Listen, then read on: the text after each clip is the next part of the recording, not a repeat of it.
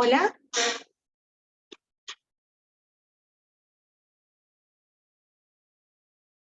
Buenas tardes a todos y todas. ¿Cómo están? Espero que bien. Mi nombre es Rocío Tedesco. Soy militante de la agrupación Franja Morada, actual conducción del Centro de Estudiantes. Les doy la bienvenida a esta clase de apoyo de Penal 1, a cargo del profesor Sergio Martínez, quien es profesor de la Cátedra de Penal, la Cátedra B. Sin más que agregar, les doy la palabra al doctor. Desde ya les doy las gracias por brindarnos su tiempo para darnos esta clase de apoyo. Les cedo la palabra, doctor. Muchísimas gracias, gracias por la invitación y bueno, gracias a todos los presentes, la verdad un placer empezar las actividades básicamente de este año 2023 académicas y esto no deja de ser una de ellas porque es para la mesa libre, ¿no? Así que yo en primer lugar desearle que sea un año académico excelente para todos y a disposición de ustedes, porque al ser una tutoría implica necesariamente que ustedes me imagino que deben tener algunas dudas, algunas preguntas, algunas consultas para las personas que están con idea o ya van a rendir en esta mesa, así que a disposición para tener algún tipo de charla específica para alguien que quiera consultar respecto a la cátedra B, a la metodología, a la forma de rendir y a qué duda tienen respecto a la materia. ¿Qué materia están por rendir ustedes? Derecho penal, parte general. Entonces, si alguien quiere preguntar, quiere escribir, ningún problema, entonces vamos a lo específico.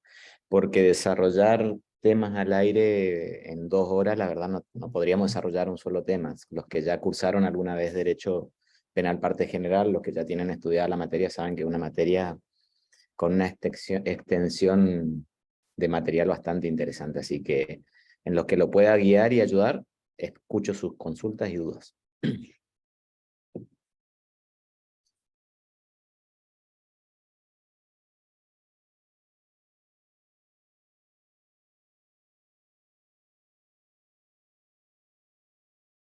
Bien, ¿qué libro usa la cátedra? No hay un libro específico que se pueda llegar a utilizar. Recomendación, los manuales de Derecho Penal, básicamente el doctor Luis González, sin duda que de la otra cátedra va a servir. La, el, la obra de Enrique Bacigalupo, una obra también que la solemos utilizar. Particularmente hay temas específicos que yo entiendo que necesariamente tienen que leerse sí o sí de autores como Klaus Roxin o Günter Jacobs. Específicamente Klaus Roxin, todo lo que es imputación objetiva, creo que deberían hacer un esfuerzo para tratar de leerlo de ese autor, básicamente, ¿sí? Entonces, la obra de de Raúl Eugenio Zaffaroni, también, no digo el tratado, pero el tratado es tema muy extenso, pero el manual por lo menos. Entonces, son bibliografías básicas, válidas, pero no hay una sola con la cual se base. Yo, por ejemplo, acabo de nombrar recién a Klaus Roxin, porque creo que en lo que es temática de tipicidad e imputación objetiva, básicamente, creo que hay que apuntarle a esa bibliografía específicamente. Pero obras para tener un esquema, lo que suelo notar a veces a lo que van a rendir o sí que quieren rendir la materia libre es el esquema de estructura general. Ahí es donde noto las fallas de los alumnos porque no tienen organizado el esquema estructural analítico, porque esto es un análisis estratificado, la teoría del delito es estratificado, son estratos, ¿no? Entonces, básicamente, los que ya tienen estudiado la materia saben que son 4 estratos. ¿Qué es el delito? Si es que vamos a la teoría del delito, o si vamos a la teoría del derecho penal o la teoría de la coerción penal, que son las 3 patas de el programa de derecho penal. De cualquier programa de derecho penal parte general, ustedes tengan en cuenta que son 3. Por un lado, ¿qué es el derecho penal? La teoría del derecho penal. Segunda pata, ¿qué es el delito? La teoría del delito, la parte más larga, por así decirlo. Y la consecuencia del delito, que es la teoría de la coerción penal. Entonces, desde ese punto de vista, ustedes tienen que tener la estructura. Pero si nos centramos en la teoría del delito para tomar un esquema, Vamos a decir, bueno, el delito, ¿qué es? Una conducta típica, antijurídica y culpable. ¿Qué es eso? Una estructura, un análisis que está estratificado por un orden secuencial sistemático de preguntar y contestar. Entonces, desde ese punto de vista es la idea de que agarren cualquiera de esas obras que yo mencioné como manuales para tener una estructura de análisis. Y a partir de ahí, una vez que ya tiene uno la estructura, sí puede empezar a profundizar temas. Por eso yo les nombré un autor hace un ratito que es Klaus Roxin para un tema específico.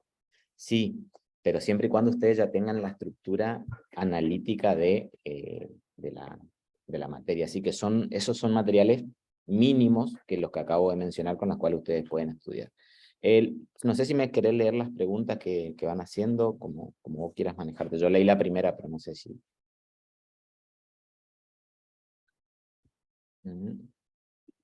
Acá. Me gustaría saber sobre teoría de la naturaleza de la culpabilidad y no encuentro material que sea muy claro. Zaffaroni es una obra que tiene una claridad interesante respecto a la teoría de la culpabilidad, la estructura de la teoría de la culpabilidad. En el desarrollo de mi curso particularmente usamos Cerezo Mir, pero son autores españoles. Yo por ahí no quiero nombrarle tanto a autores porque al ser una materia entiendo que lo que están por hacer es rendir libre. No pueden ir a leer 5 o 6 libros. Entonces la idea es que se basen en un manual, por eso lo nombré a Luis González, lo nombré a Bacigalupo, lo nombré a Zaffaroni, que son algunos de los manuales que ustedes pueden llegar a tomar. Respecto a esta pregunta específica, a la teoría de al respecto a la naturaleza de la culpabilidad, entiendo que en Zaffaroni está bien tratado. En manual está tratado más sintéticamente y en el tratado está tratado con una amplitud bastante. Tengo el libro de Gonzalo Molina, eso me sirve, quiero rendir. Miren, el profesor Gonzalo Molina tiene, no sé a qué libro se está refiriendo del profesor Gonzalo Molina. Respecto al profesor Gonzalo Molina, tiene una obra en desarrollo bastante extensa, muy clara, muy didáctica respecto a Derecho Penal Parte Especial, que sirve muy bien. Sí, lo que yo le puedo recomendar respecto al profesor Gonzalo Molina, el canal de YouTube que él tiene. Ese sí le recomiendo porque tiene una claridad. Ustedes pueden entrar en YouTube, el canal de Gonzalo Molina, y él tiene todo lo que es desarrollo de parte especial por un lado y otro que es desarrollo de parte general. Entonces, al libro específico al cual se está refiriendo, si usted me dice qué libro se está refiriendo, le podemos llegar a comentar, pero yo recomiendo, respecto al profesor Gonzalo Molina, más allá que yo estoy en otra cátedra en parte especial, yo soy profesor de parte especial también, recomiendo el libro de él en parte especial. En parte general tiene temas tratados, pero que yo sepa no tiene un manual general como el de Luis González, me refiero a parte general donde uno tiene la estructura general de todo, prácticamente el desarrollo de toda la materia. Así que, claro, parte especial. Entiendo yo que esta es una tutoría de parte general. A mí me convocaron, yo soy profesor de parte especial, pero María, respecto a la pregunta que está utilizando usted, sin duda que la recomiendo si usted está por rendir parte especial. Parte especial es Derecho Penal 2. Entiendo que esto es una tutoría de Derecho Penal, parte general, Derecho Penal 1, para los alumnos que todavía no tienen Penal 1. Para los alumnos que no tienen Penal 1, no pueden ir a leer el libro de Gonzalo Molina de parte especial porque todavía le queda sortear el obstáculo nada sencillo de Derecho Penal 1. Entonces, el libro de Gonzalo Molina, yo lo recomiendo. El canal de YouTube, yo lo recomiendo para que puedan llegar a tener, inclusive los distintos temas que va desarrollando Gonzalo es recomendable. Es recomendable.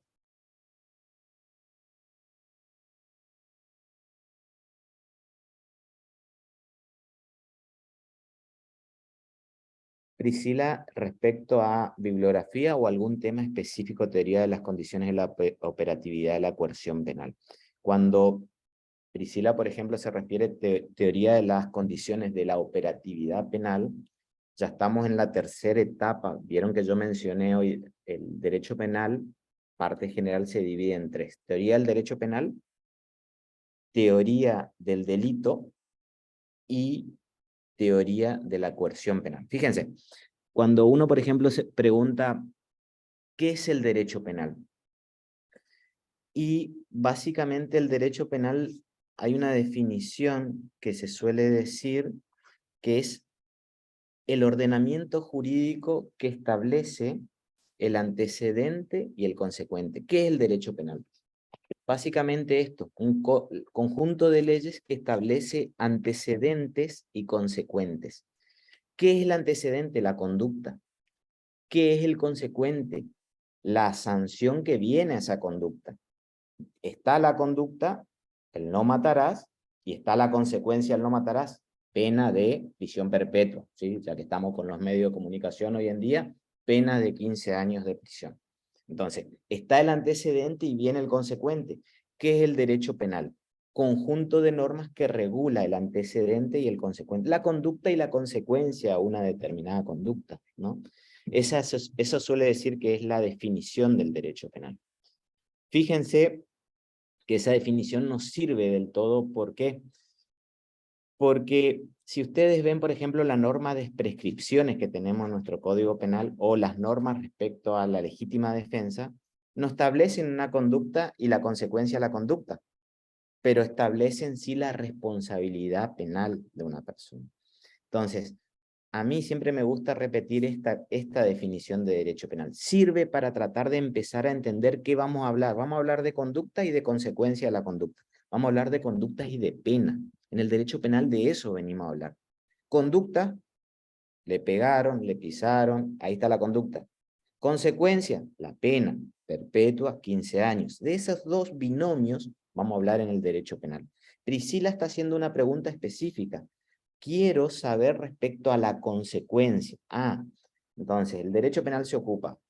Concepto que acabo de dar, teoría del derecho penal, estoy metiéndome en lo primero. Lo segundo, ¿cuál es? La conducta, la teoría del delito. Y lo tercero, ¿cuál es? La consecuencia del delito. ¿Qué pasa cuando una persona comete delito? Viene el Estado y aplica pena, o debería venir el Estado y aplicar pena. Cuando viene y aplica pena, opera lo que se llama la teoría de la coerción penal. Teoría de la coerción penal es amplio, ¿no?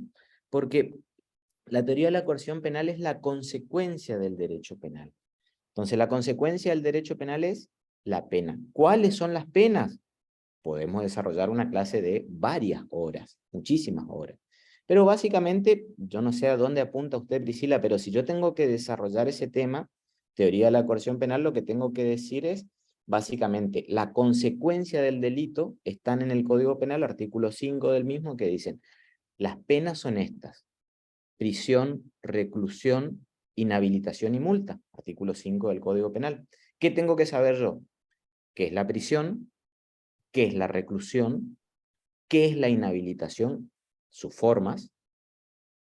¿Y qué es la multa? ¿Qué afecta a cada uno de ellos? La libertad por un lado, el patrimonio por otro lado, otros bienes jurídicos de otro tema. Entonces ahí yo empiezo a meterme en la teoría de la coerción penal. Por ejemplo, le estoy contestando a Priscila, ¿no? Ahí yo me empiezo a meter con la teoría, recién ahí me empiezo a meter con la teoría de la coerción penal. ¿Qué tengo que discutir si tengo que desarrollar ese tema? Mire, la reclusión, ¿qué diferencia entre la reclusión y la prisión? Es el tema de desarrollo muy importante. La reclusión implica privarle la libertad a alguien y la prisión también. ¿Y qué diferencia hay? Tengo que ver dentro del Código Penal cuál diferencia había.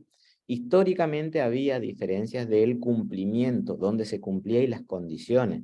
La reclusión era más grave y la prisión era menos grave. Entonces, inclusive hay todavía un museo en la Argentina de un sistema carcelario de reclusos en Ushuaia, ¿sí? Que hoy es un museo, donde ahí mandaban a las personas con cierto grado de peligrosidad.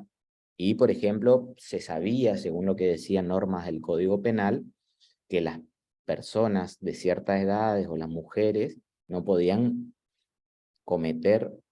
no podían ser penadas con reclusión, sí con prisión. ¿Por qué? Porque uno implicaba trabajo forzoso y el otro no. La reclusión era más grave. a ver, para tratar, sin ser tan técnico en esto, la reclusión implicaba algo parecido a llevar el guillete al lado del pie, ¿no? En las películas como uno lo ve, para tratar de graficar una diferencia, porque los dos te privan de libertad.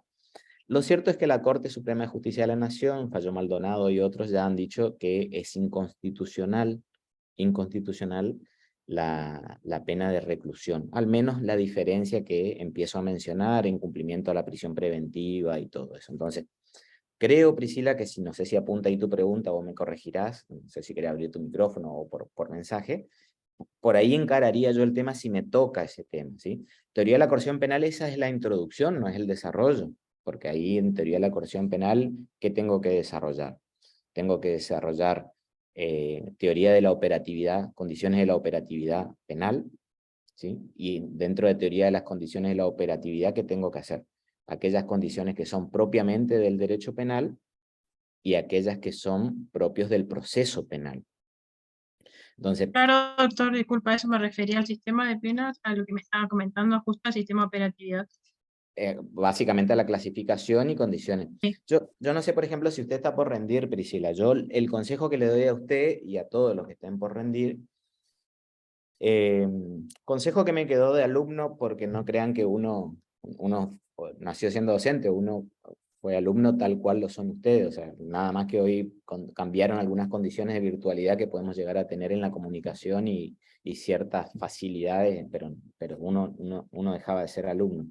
Cada vez que me tocaba rendir una mesa libre, para mí, y hoy como docente, como profesor, lo que yo noto es la dificultad de que la idea de una mesa libre es que el alumno demuestre su conocimiento y su soltura a la hora de desarrollar un tema. Eso es lo que uno busca. Y principalmente al docente, que en este caso vengo a ser yo, en el caso que le esté examinando, lo que se busca es que el alumno demuestre cierta soltura porque ustedes van a ser abogados dentro de muy poco. Entonces, la idea es, si ustedes van a hablar, por ejemplo, de la teoría de la coerción penal, como preguntó Priscila, es que ustedes empiecen el desarrollo y que tengan cierta fluidez al menos al comienzo. Esto es un consejillo que yo le puedo dar de alumno más que de docente, ¿no? Empiecen muy bien su tema, empiecen a desarrollar muy bien su tema, empiecen a exponer ustedes. Prepárense para hablar durante 5, 10 o 15, 5 minutos sería lo ideal, del tema que ustedes eligieron para empezar a desarrollar. Entonces, a partir de ahí ustedes tienen, creo que, ganada gran parte de la mesa. No digo que esté ganada la mesa porque está empezando la mesa, ¿no? Pero distinto es cuando el alumno directamente voy a hablar de la teoría de las condiciones o de la operatividad penal y no sabe por dónde empezar. Y no habla ni 1 o 2 minutos o con un desarrollo muy poco fluido. Entonces, eso va a modo de consejo y no es propio de alguna pregunta técnica que hayan hecho, pero es el consejo que yo le doy. Entonces, empezar con buenas introducciones creo que le da, se ganan la simpatía del evaluador, del docente, y se ganan la seguridad de ustedes mismos. Es mi consejo que yo le doy, porque cuando empiezan bien, tienen más chance de seguir bien. Cuando empiezan mal, suele costar remontarle, ¿no? Ya se pusieron más nerviosos de lo común, el nervio siempre va a estar, el nervio es necesario, inclusive yo aconsejo a todos que vayan y rindan mesas libres, porque creo que le da el estómago necesario para el ejercicio de la profesión el día de mañana, ¿sí? Porque no es lo mismo un cursado durante un año que la mesa libre donde le está mirando el docente en vivo, hasta ahora veníamos con Zoom, pero bueno, en vivo, que es un poco más atemorizante. Entonces, y es necesario pasar esas dificultades que tuvimos todos como alumnos y que ustedes lo tienen ahora y que está bien que sepan esto. Para mí es lo mejor que le puede pasar al estudiante de Derecho porque es un entrenamiento del 1.5% de lo que le va a pasar después en el ejercicio de la profesión. Entonces, vale la pena porque si me van a preparar para el 1.5, me están preparando para algo. Yo creo que la idea de nuestra universidad es prepararlo para que ustedes sirvan para el sistema después, no prepararle para que ustedes no estén preparados para ser abogados, que creo que todos están queriendo hacer eso. Sí, tienen otra pregunta. No sé si la administradora me quiere leer las preguntas, entonces estoy haciendo pausas, como ustedes quieran.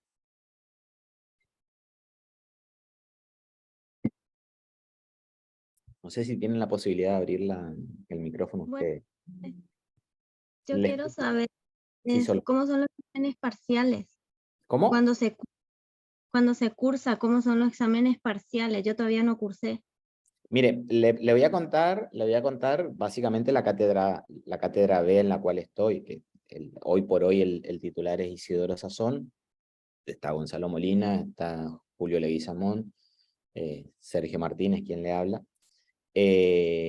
Básicamente el cursado es un cursado donde todos los docentes desarrollamos los temas, damos la particularidad que los temas que se desarrollan son los temas que se toman, y todos tenemos esta cátedra particularmente que acabo de mencionar, estos docentes que acabo de mencionar, tomamos con casos prácticos.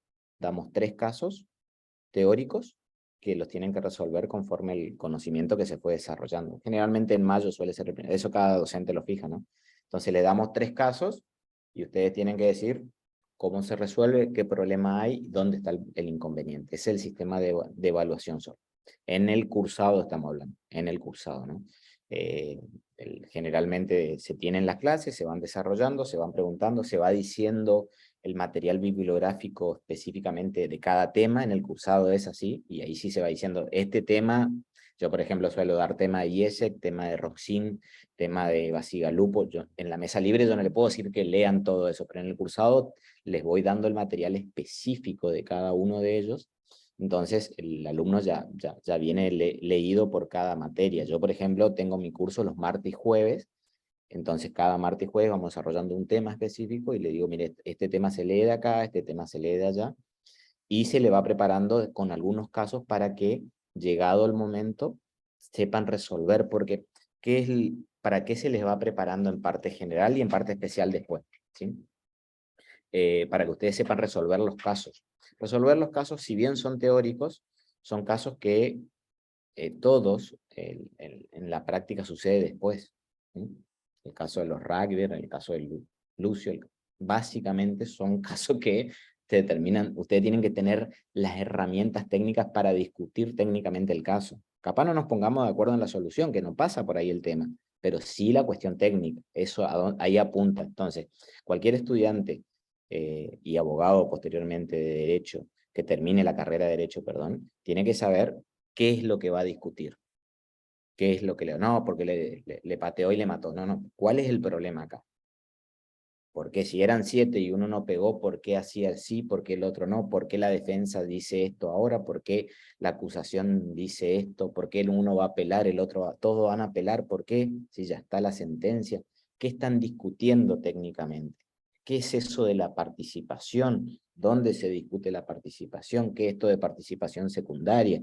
¿Qué es esto de participación primaria? ¿Qué es esto de autoría? ¿Qué es esto de coautoría?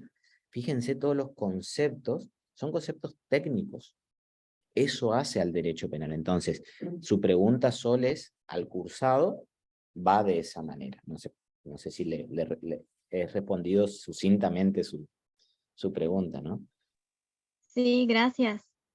Leonel Álvarez Merck. Mire, duda razonable, en primer lugar, no hace a mi materia propiamente dicho, ¿no? La duda razonable sería básicamente algo del proceso penal, ¿sí?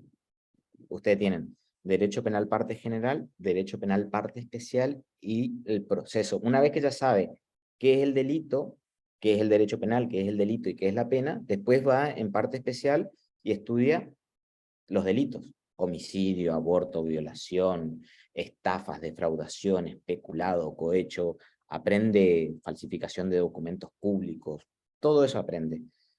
El sistema, o lo que es la duda razonable, que es lo que usted dice, que nosotros no lo tenemos así porque eso es muy anglosajón propiamente dicho, pero tenemos algo similar, es propio del proceso penal.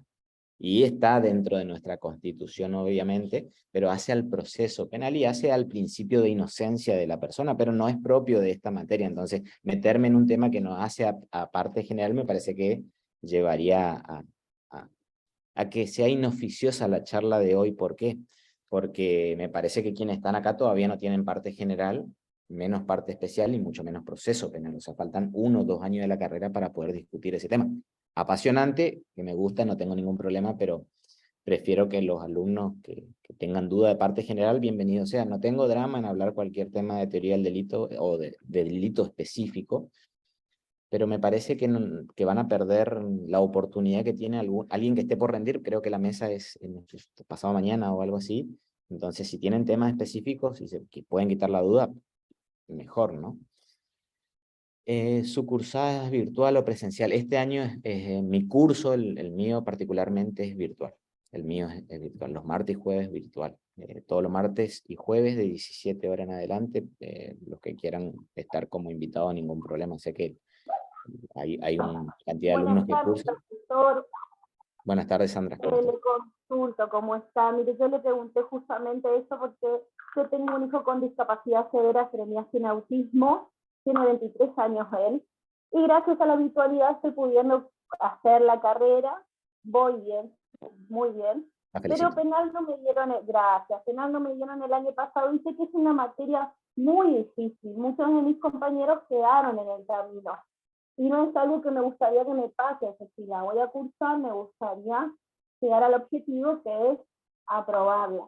Entonces estoy buscando una cátedra que sea virtual por las cuestiones que ya le expliqué, que tiene que ver con mi hijo y demás, y quería saber si usted exige la cámara encendida y todas esas cuestiones. Mire, yo lo que exijo en mi curso es que algunos alumnos vayan prendiendo la cámara para una cuestión de interactuar.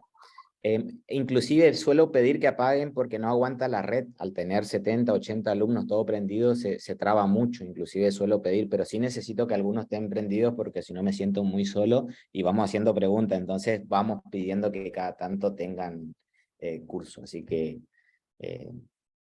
pero sí, mi curso va a ser virtual, así que pueden La anotar. verdad, profesor, yo si tengo la suerte que me den su cátedra, voy a ser muy participativa porque me encanta, pero quizás por esa cuestión de que Seranías me está muy encima mucho, no puedo aprender la cámara, pero básicamente era para quedarme tranquila de que hay alguna opción, porque hay muchos profesores muy abiertos y considerados con este tipo de temas. Yo este año sería el tercero que estaría mandando virtual y nos ponemos como una condición sí o sí. Bueno, le agradezco un montón entonces. No, por favor. Aprovecho para decir que estoy leyendo justo el mensaje de Jonathan y sí es verdad, está en una clase de apoyo de derecho parte general, o sea, aprovechen para preguntar cosas de parte general, porque si no van a preguntar parte especial me parece que no tiene sentido. Ya le digo, yo soy docente de parte especial y me encanta, una materia que me gusta, pero no sería. Cómputo de la prisión preventiva, sí. El cómputo de la prisión preventiva estaría dentro de la teoría de la coerción penal, teoría del derecho penal, el primer tramo, teoría de la coerción penal, segundo tramo, teoría de la coerción penal estaría el cómputo de la prisión preventiva. Antes de que la Corte Suprema de Justicia de la Nación manifestara y estableciera que es inconstitucional la pena de reclusión respecto a las diferencias que hay con la prisión, se decía lo siguiente. ¿Qué es la prisión preventiva? Fíjense, un compañero acá pregunta el cómputo de la prisión preventiva. Es parte del parte general. Entonces, la prisión preventiva es el plazo, el tiempo que una persona está privada de su libertad, pero todavía sin condena. Vamos a algo práctico. Los rugbyers, ya que hoy hay condena, ¿no es cierto? Hoy hay condena de los rugby, hoy se leyó la sentencia. Ellos estuvieron presos todo este tiempo, pero no había una condena.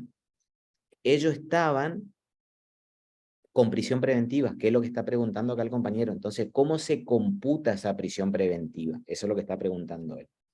Básicamente la contestación sencilla es, por cada día de prisión preventiva que el sujeto se haya encontrado, imagínense que hayan estado 3 años esta persona en prisión preventiva, se va a computar un día de prisión en la pena que se le dieron. Es decir, que si estuvieron 3 años, ellos ya tienen 3 años cumplidos de la pena que se le dio. El tema es que, ¿por qué se pregunta esto? Porque esa respuesta es bastante sencilla, ¿no? Porque el Código Penal hacía, digo, por el fallo de la Corte que ha dicho que es inconstitucional, lo siguiente. Artículo 24 del Código Penal. Les voy a leer para que ustedes vean por qué el alumno puede estar preguntando esto. La prisión preventiva se computará así. Escuchen esto es distinto a lo que yo acabo de decir. Por 2 días de prisión preventiva, 1 de reclusión. Yo no dije eso. Yo dije que por cada día de prisión preventiva, 1 de prisión. 1 por 1. Acá la norma está diciendo una cosa distinta, dice. La prisión preventiva se computará así: por 2 días de prisión preventiva, 1 de reclusión. Por 1 día de prisión preventiva, 1 de prisión o 2 inhabilitación. Ahí está el cómputo que está preguntando el compañero. Entonces, con respecto a la prisión, no hay ningún tipo de diferencia. O sea, 1 día de prisión preventiva, 1 día de prisión con la pena y condena que se le dio. No hay ningún tipo de inconveniente. Ahora, el problema pasa con la reclusión, porque si se le da pena de reclusión, ahí sí el cómputo es distinto. ¿Por qué? O el artículo 24 dice sería distinto. ¿Qué diría este cómputo? Si estuviste 3 años privado de su libertad, imagínense los rugbyers, ¿no? Tuvieron 3 años, y le dan reclusión, ¿cuánto valdría eso? A 1 año y medio nomás, porque se computa por cada 2 días que tuvieron 1 de reclusión. ¿Se entiende? Eso dice el 24, pero lo que sucede es que se han declarado inconstitucionales esa norma, por lo cual implica que no tendría virtualidad. Ojo, ojo, ojo. El tema es el siguiente. Cuando una norma se declara inconstitucional por un juez, en este caso fue por la Corte Suprema de Justicia de la Nación, ustedes saben que nosotros tenemos un sistema de control de constitucionalidad difuso, lo cual implica que se declaró inconstitucional para ese caso. Por ejemplo, la ley de estupefacientes respecto a la tenencia de estupefacientes, para consumo personal, se ha declarado inconstitucional, pero se ha declarado esa norma para ese caso específico. No significa que pueda llegar a haber un caso y un proceso penal de que alguien que tenga estupefacientes para consumo personal, porque se declaró para Arriola. Imagínense el caso más renombrado ahora de la Corte es Arriola. Entonces, desde ese punto de vista, tienen que tener presente, ustedes como estudiantes de Derecho ya tienen constitucional, tienen que saber eso. Entonces, el compañero lo que tiene que saber, el que preguntó, es que por cada día de prisión preventiva se computa 1 día de pena. Y la norma del artículo 24, ese primer parrafito, en principio estaría derogado por fallos de la Corte, no por una derogación legislativa, por fallos de la Corte, teniendo presente que tenemos un sistema de control de constitucionalidad difuso. Esa sería la respuesta al caso, ¿no? Pero haber contestado su pregunta, si apunta a otro lado, porque el cómputo puede ser más amplio el desarrollo, pero lo rápido sería eso, ¿no? Para los que están preguntando aparte. Estoy leyendo los mensajes. Hola, profe. El problema de la materia, además, me pueden encontrar en el Drive. Algo que no me quedó claro fueron los distintos casos de autoría inmediata. Perfecto, muchos casos. Muchas gracias. Distintos casos de autoría inmediata. ¿Qué ocurría si se declarase inocente después de haber cumplido prisión preventiva? Empiezo por la segunda, después voy por usted, Nicolás, ¿le parece? Nada, sería la respuesta, ¿no? No mucho. Una persona estuvo en prisión preventiva y se declara inocente. En principio la respuesta sería nada, no pasaría nada. No, inclusive sería difícil que tenga algún tipo de resarcimiento esa persona, excepto que se deba a un error grosero judicial, donde se demuestre cierta connivencia o cierto actuar delictivo de los jueces. Pero si, imagínense que hay una persona que se le dicta la prisión preventiva porque hay 4 testigos que dicen que mataron, que Juan Pérez mató y dicen que lo vieron, entonces el juez tiene razones para imputarle el hecho. E imagínense que también para dictarle la prisión preventiva para que no se escape, ¿no? No es un error judicial grave, porque había elementos para dictarle la prisión preventiva. Entonces, desde ese punto de vista, y hay muchos casos, no crean que no. Hay muchísimos casos de prisiones preventivas que llegan a juicio y se le declara inocente. Sale absuelto la persona.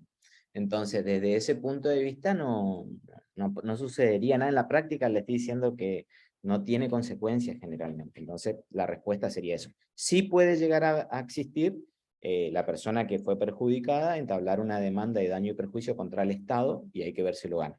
Ese sería el proceso que tendría que afrontar o llevar adelante esta persona para tratar de solucionar lo que le sucedió. Tuvo 3 años preso y era inocente, había sido, ¿no? Bueno, creo que ahí apunta la pregunta a la persona, pero nada. Nicolás, usted preguntaba, Heijo, ¿no? Vuelvo a su pregunta. Distintos casos de autoría inmediata. Bien, ¿a qué apunta? No sé si usted tiene algún caso específico de autoría. Lo primero que hay que saber que es autoría inmediata. Eso es lo primero. Y ahí hay un problema, como todo en derecho penal. ¿Por qué no me dice lo que es y listo? Bueno, porque algunos dicen que una cosa, otros dicen que es otra, como sucede en nuestra materia, esa discusión está, ¿no? Autoría inmediata se suele decir como respuesta, y es válida, ¿no? Que el autor inmediato es aquella persona que se vale de alguien que actúa sin dolo. Esa yo creo que es la conceptualización o el caso más generalizado y sin discusión, donde la mayoría de los autores no ponen en duda que eso es autoría inmediata. Lo que sucede, Nicolás, es que hay veces que hay de algunos autores que dicen que también autoría inmediata es quien se vale de alguien que actúa con dolo, que no es el caso que yo acabo de decir, pero actúa justificadamente. Yo mato a alguien pensando que era un mono, un oso, porque yo estaba cazando. Yo estoy cazando, disparo y maté a una persona. Eso es actuar sin dolo, porque yo no tenía la representación que estaba matando a alguien. Puede ser que yo le digo, mirá, Sergio, disparale, allá está el mono, y yo disparo, creyendo que era un mono, porque ahí antes había un mono y en principio no debería haber ninguna persona. Y disparo y le maté a Pedrito. Esta persona que me dijo disparale porque ahí está el mono, sabía que ahí había una persona.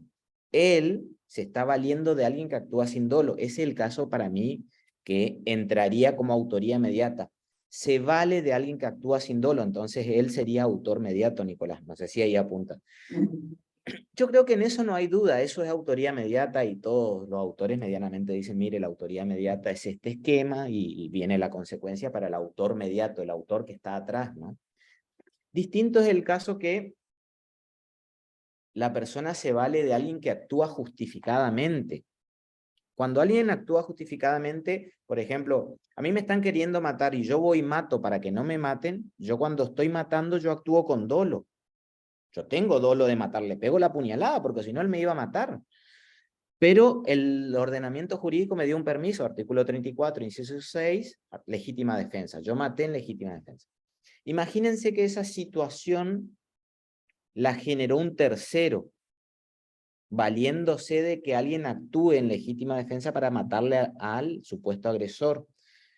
Ahí hay algunos autores alemanes, básicamente, que dicen que eso también es autoría inmediata. Yo no comparto esa visión y no todos los autores dicen eso. Entonces, su pregunta, Nicolás, los distintos casos de autoría inmediata. Yo no sé a dónde apuntaba, básicamente, por ahí usted tiene un tema más específico de autoría inmediata, pero yo creo que no hay duda que es autoría inmediata es cuando el autor actúa sin dolo. Tengo mis dudas cuando respecto a alguien actúa legitimadamente, pero le planteé los dos ejemplos para que usted tenga un panorama, ¿no? No sé si quiere activar su micrófono, interactuamos, ningún problema, Nicolás.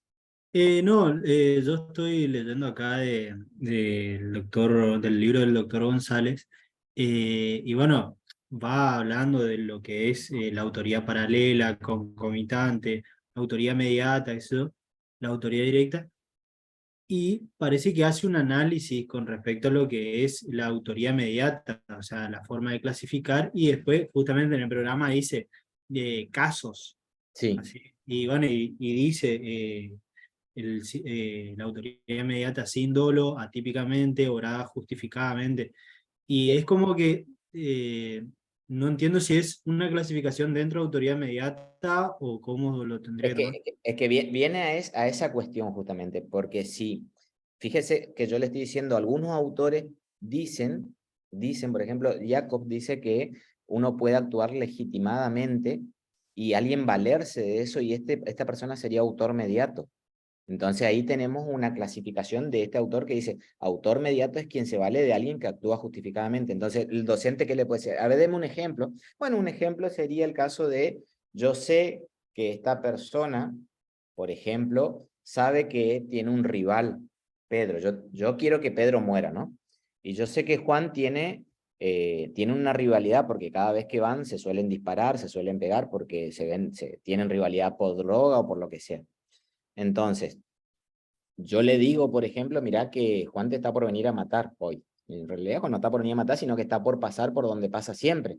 Y esta persona cuando pasa, espera que va caminando Juan y Juan hace como un ademán que está por sacar algo del bolsillo y la otra persona se anticipa y le mata, porque cree que le está por matar.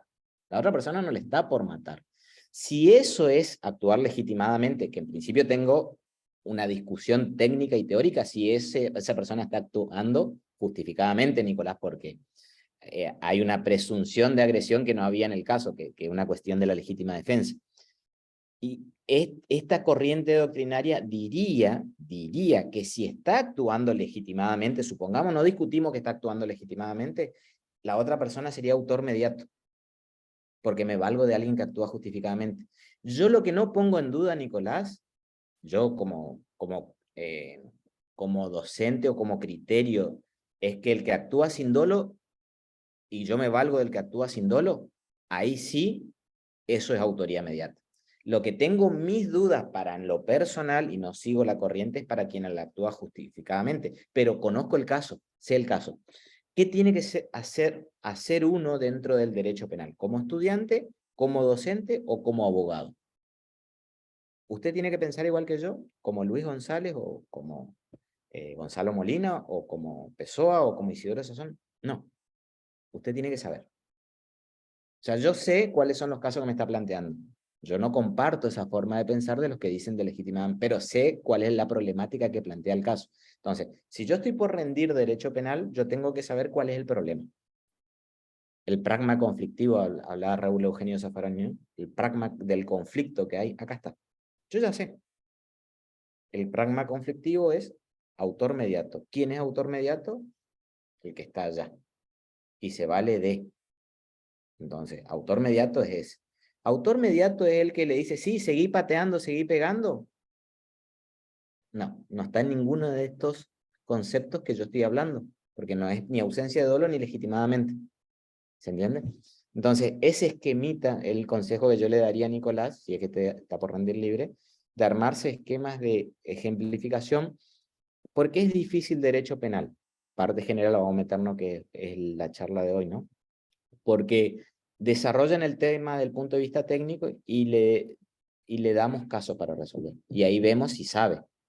Entonces ahí es donde suele fallar, porque a veces se puede repetir conceptos en el aire, pero después lo tengo que aplicar a la práctica. Y en la práctica ahí es donde a veces la cabeza se complica mucho más con el nervio que uno puede tener en una mesa libre y todo eso. Así que no sé si contesté su pregunta. Sí, doctor. Sí. Gracias. Entendido. Gracias. No, por favor. El caso típico de autoría inmediata es el de la empleada. Sí, si se refiere usted, Ara, Ara me aparece a mí, yo no quiero faltarle al respeto, pero me aparece Ara el nombre y por eso le digo. Sí, el caso más fácil de entenderlo es el de la empleada. Empleada es el caso que solemos dar los profesores, el médico le llama, por ejemplo, a la enfermera y le dice, mira María, el paciente 328 que está en la cama 328 requiere que le des la vitamina X22 que tengo en el estante de mi escritorio, así que dale por favor porque hay que darle ese medicamento, esa vitamina. La enfermera va, agarra esa vitamina, le inyecta esa vitamina y el paciente muere porque no eso que le acaba de poner es un veneno extremadamente poderoso que estaba en un frasquito que decía vitamina X28D. Entonces, técnicamente, la empleada que hizo, mató a alguien, Objetivamente mató a alguien, objetivamente. Pero subjetivamente no tenía dolo. Actuaba sin dolo la empleada. Entonces, la empleada objetivamente realiza una conducta, porque hay un ejercicio de actividad final, típica objetivamente, ¿por qué? Porque causó la muerte y porque le inyectó veneno a alguien. No se puede andar inyectando veneno en la vida. Hay un riesgo prohibido, eso es riesgo prohibido. Objetivamente se da perfecto el tipo penal. Del 79, ¿no? Inclusive del 80, inciso 2, con veneno u otro procedimiento insidioso. Pero no hay dolo, porque no se representa que estaba matando. Es atípica para la empleada del punto de vista porque no hay dolo. Pero el médico que está atrás tiene el dominio del hecho por valerse de alguien que actúa sin dolo. Y ahí volvemos, Nicolás, eso es para mí, sin duda, y nadie discute, creo yo, entiendo esto, que esos son casos de autoría inmediata. Exactamente, Araceli, gracias por permitirme explicar un poquito más el tema, sin duda que sí. ¿Puede explicar lo de la irretroactividad, retroactividad y ultraactividad de la ley penal? Sí, lo que básicamente tiene que saber es que el principio constitucional que tenemos nosotros en el artículo 18 de la Constitución Nacional, nadie puede ser penado sin juicio previo fundado en ley anterior, esa es la norma importante, ¿no? Ley anterior al hecho del proceso. Entonces, ahí tenemos una norma muy importante. ¿Qué es lo que tiene que haber? Una ley anterior. La ley rige para el futuro, eso dice el 18. Y sí o sí, tiene que haber una ley anterior para poder penar. Esa sería la explicación que tenemos que dar hoy. Esa es la primera norma que tenemos que tener en claro. Pero el Pacto Internacional de Derecho Civil y Político, artículo 15, inciso 1, si mal no recuerdo, y el artículo de la Carta Interamericana de Derechos Humanos, artículo 8.1, establece que cuando una norma posterior es más benigna, también va a ser aplicada, ¿sí?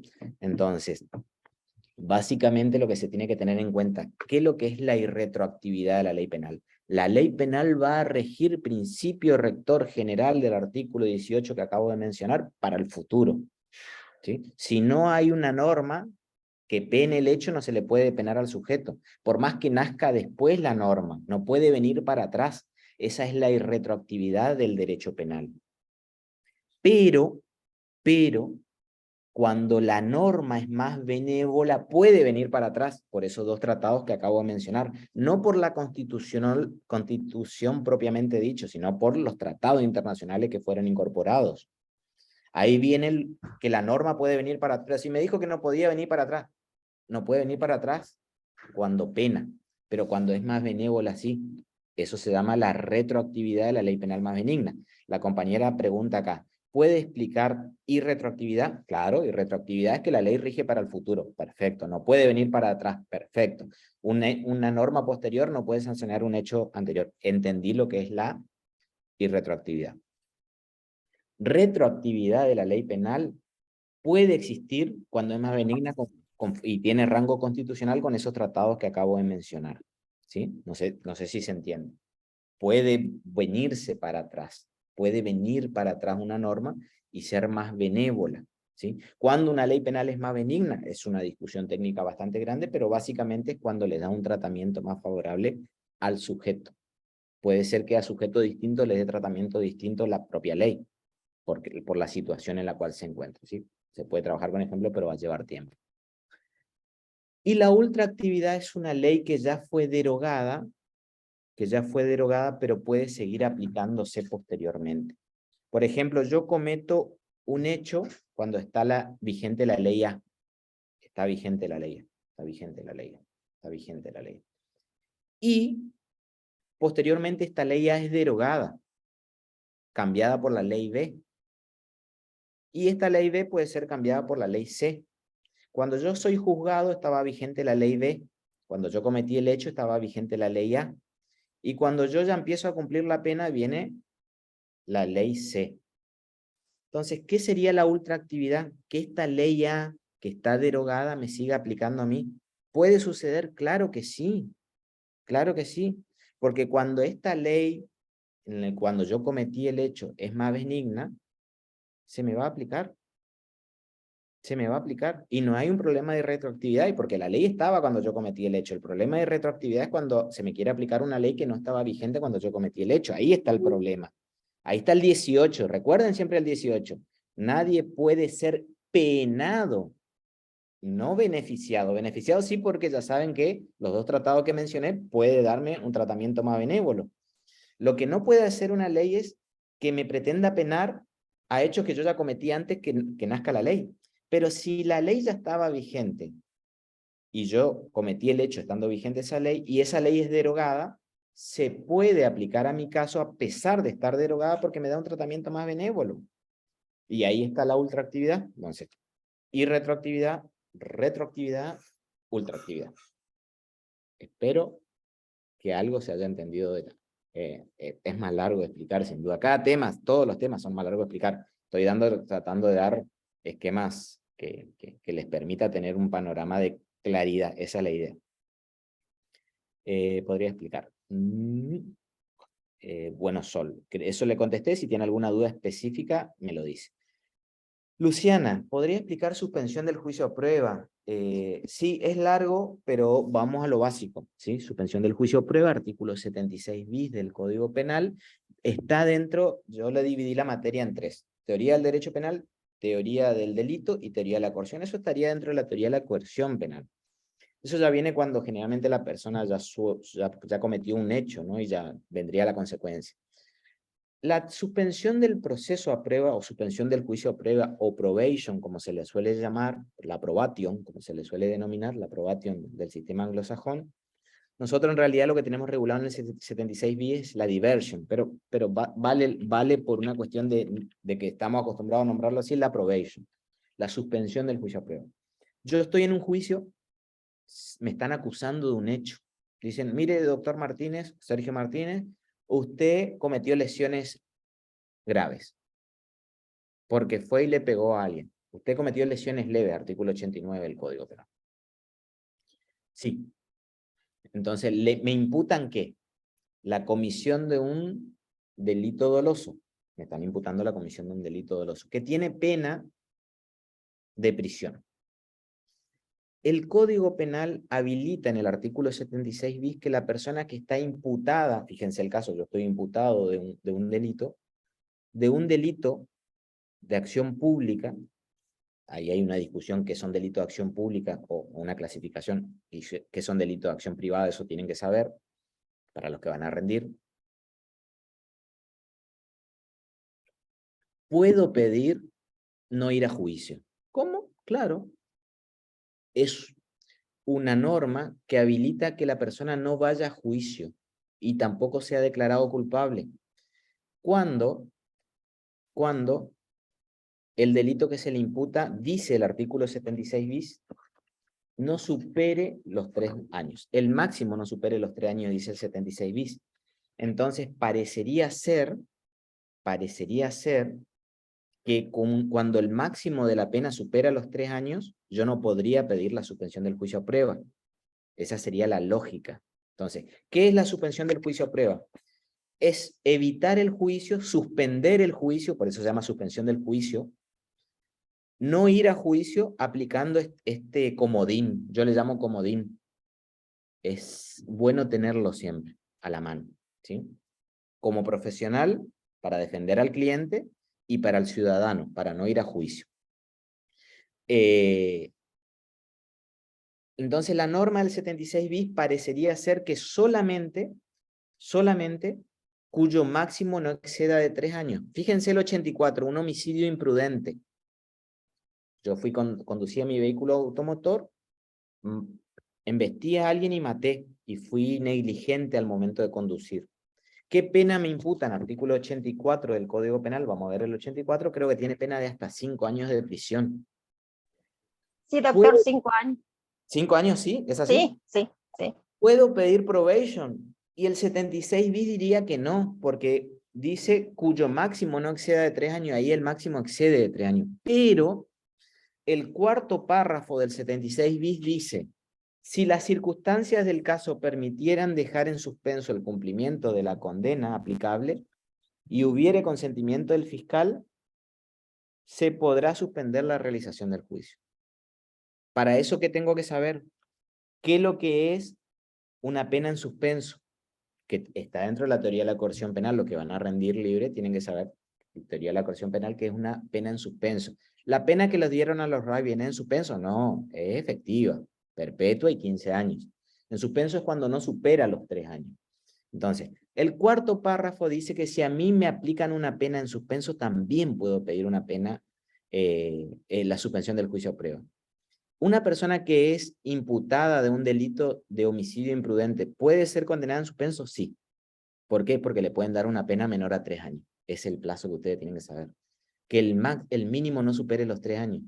Entonces, puedo pedir la suspensión del juicio a prueba cuando inclusive el máximo supere los 3 años, pero el mínimo nunca debe superar, es el que tienen que saber. Esos son criterios jurisprudenciales, yo lo tengo que ir mencionando varios criterios jurisprudenciales, pero básicamente ese es el criterio, uno de los criterios de discusión respecto a la suspensión del juicio a prueba. En la suspensión del juicio a prueba es importante mencionar los fallos Cosuta y Acosta. Cosuta era un plenario de la Cámara de Casación Penal, un plenario. Plenario significa que todos los jueces, todas las salas se juntaron, y fue el criterio restrictivo. El criterio restrictivo no permitía decir lo que yo estoy diciendo ahora. El fallo Acosta sí. El fallo Acosta es el fallo, sí es importante para lo que van a rendir, es importante que nombren el fallo Acosta de la Corte Suprema de Justicia de la Nación, Alejandro creo que era el nombre, si mal no recuerdo, del 2007. Y básicamente decir que en ese caso lo que hizo la Corte es decir la interpretación que yo estoy diciendo ahora, que así se debe interpretar el 76 bis. Siempre y cuando el mínimo de la pena no supere los 3 años, es viable la suspensión del juicio a prueba. Eso es. ¿Qué dijo el fallo Acosta?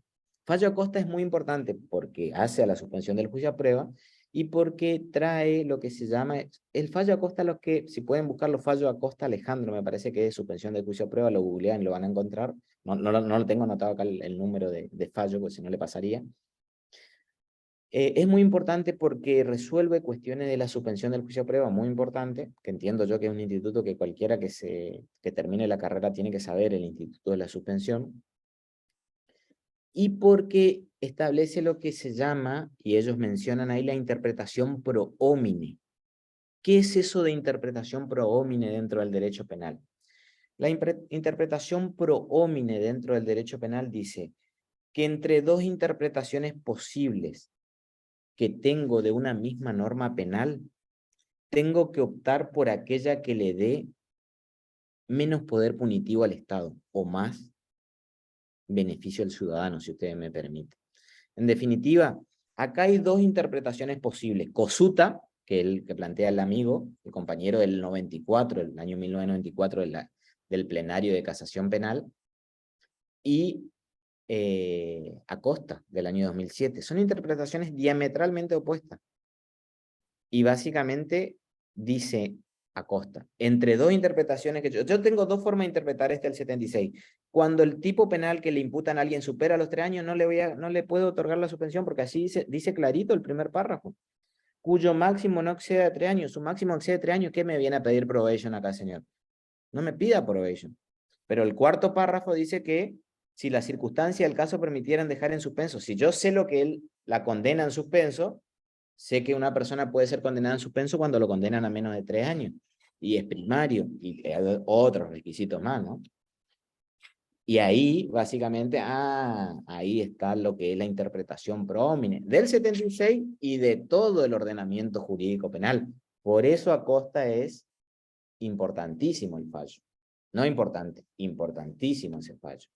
Así que esto no implica que uno explicó suspensión del juicio a prueba, porque hay muchos puntos de tema y de discusión en el tema de la suspensión del juicio a prueba. Eso es el pantallazo más rápido que le puedo llegar a dar. Respecto a lo que dice Ara o Araceli, no.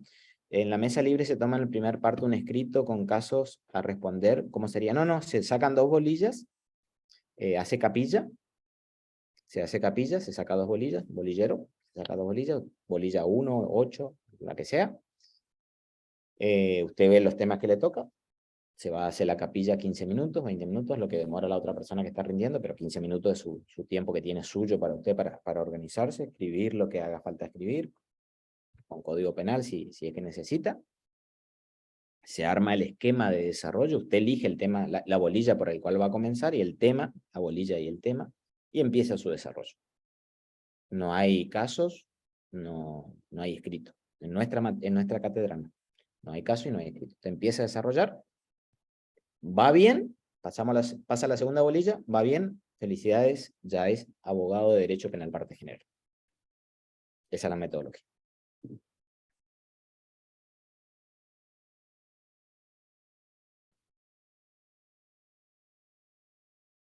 Pregunta, no sé si suspensión tenía alguna otra duda respecto a otros puntos, porque hay puntos respecto a la inhabilitación, respecto a la pena, qué pasa con el tema, hay que hacer una reparación pecuniaria, hay que hacer un ofrecimiento dinerario en la suspensión. Hay varios puntos, pero no sé si apuntaba a esos temas, a un tema específico dentro de la suspensión. Yo por ahí lo que hago a la pregunta que van haciendo, le doy el pantallazo. Si tienen alguna duda específica, porque suspensión del juicio a prueba a mí me lleva a desarrollar 2 horas por lo menos, o sea, implicaría todo el Zoom.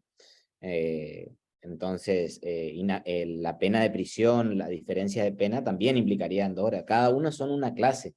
Yo por ahí lo que doy el pantallazo para que el que se está organizando para el parcial tenga un esquema y alguna duda que puedan llegar a tener. Pero si hay alguna duda, no, yo no me refería a ese tema, doctor o profesor, me refiero a la suspensión del juicio a prueba, que es lo que pasa cuando tiene pena de inhabilitación. Bueno, vamos a trabajar el tema de inhabilitación con respecto a la suspensión del juicio a prueba. Yo no entiendo respecto a este tema puntual de la legítima defensa, y vamos y discutimos, entonces nos quitamos las dudas, así que no tengan inconveniente en hacer las consultas o preguntas específicas que yo por ahí no la estoy contestando, quizás porque no la estoy teniendo a las preguntas. Miren, voy a aprovechar una frase que la escuché en su momento y creo que es válida. No esperen respuestas, viene a un juicio, ¿no? Nos quejábamos con un abogado de, miren, mirá lo que me contesta este juez, mirá qué desastre que es, mirá, pero qué desastre. Y un amigo que tenía cierta soltura dice, Sergio, yo me llamo Sergio, ¿no? Me dice, Sergio, nunca esperes respuesta inteligente si vos no haces preguntas inteligentes también. Entonces, yo no estoy diciendo que hagan preguntas inteligentes, pero si tienen preguntas específicas, vayan y háganlas, no se queden con la duda, vayan al punto, ¿sí? Mucho de nuestro ejercicio profesional pasa por esto, también por la dialéctica, por tratar de hacer planteos interesantes, por tratar de hacer planteos técnicos importantes, ¿no? Profe, ¿puede volver a decir el nombre del libro que usted usa? Gracias. En mi cursado, parte primera usamos Klaus Roxin, Cerezo Mir, Cerezo Mir es un autor español, ¿no? Mir Puig, que también es un autor español. Lo que pasa es que nosotros le vamos dando por temas, ¿sí? Entonces, algunos principios constitucionales de la teoría del derecho penal le damos Mir Puig y también le damos Klaus Roxin. Después en tipicidad penal volvemos a darle Klaus Roxin. Pero lo que pasa es que como uno tiene un contacto ahí con el alumno 2 veces a la semana, le va dando el material por temas. Para una mesa libre no puede, porque yo tengo que tener demasiados autores. Entonces yo lo que digo al que va a estudiar, que agarre un manual, cualquiera de los que mencioné, y algunos temas específicos. Yo creo que imputación objetiva hay que ir a Roxin necesariamente, creo yo. O sea, es mi consejo, ¿sí? Sería mi forma de guiarle en esto. ¿Podría explicarme en qué caso procede el consentimiento del ofendido en el tema de la antijuricidad? Sí, sin duda, están en la bibliografía. ¿Podría explicarme en qué casos procede el consentimiento del ofendido en el tema de la antijuricidad? Generalmente para que sea... El consentimiento del ofendido es una discusión. ¿Qué es lo que pasa cuando da consentimiento a la persona para afectar el bien jurídico? ¿Alguna pregunta? Porque escucho un audio por ahí. Un segundo. Respecto al consentimiento del ofendido, el consentimiento del ofendido hay una cuestión técnica.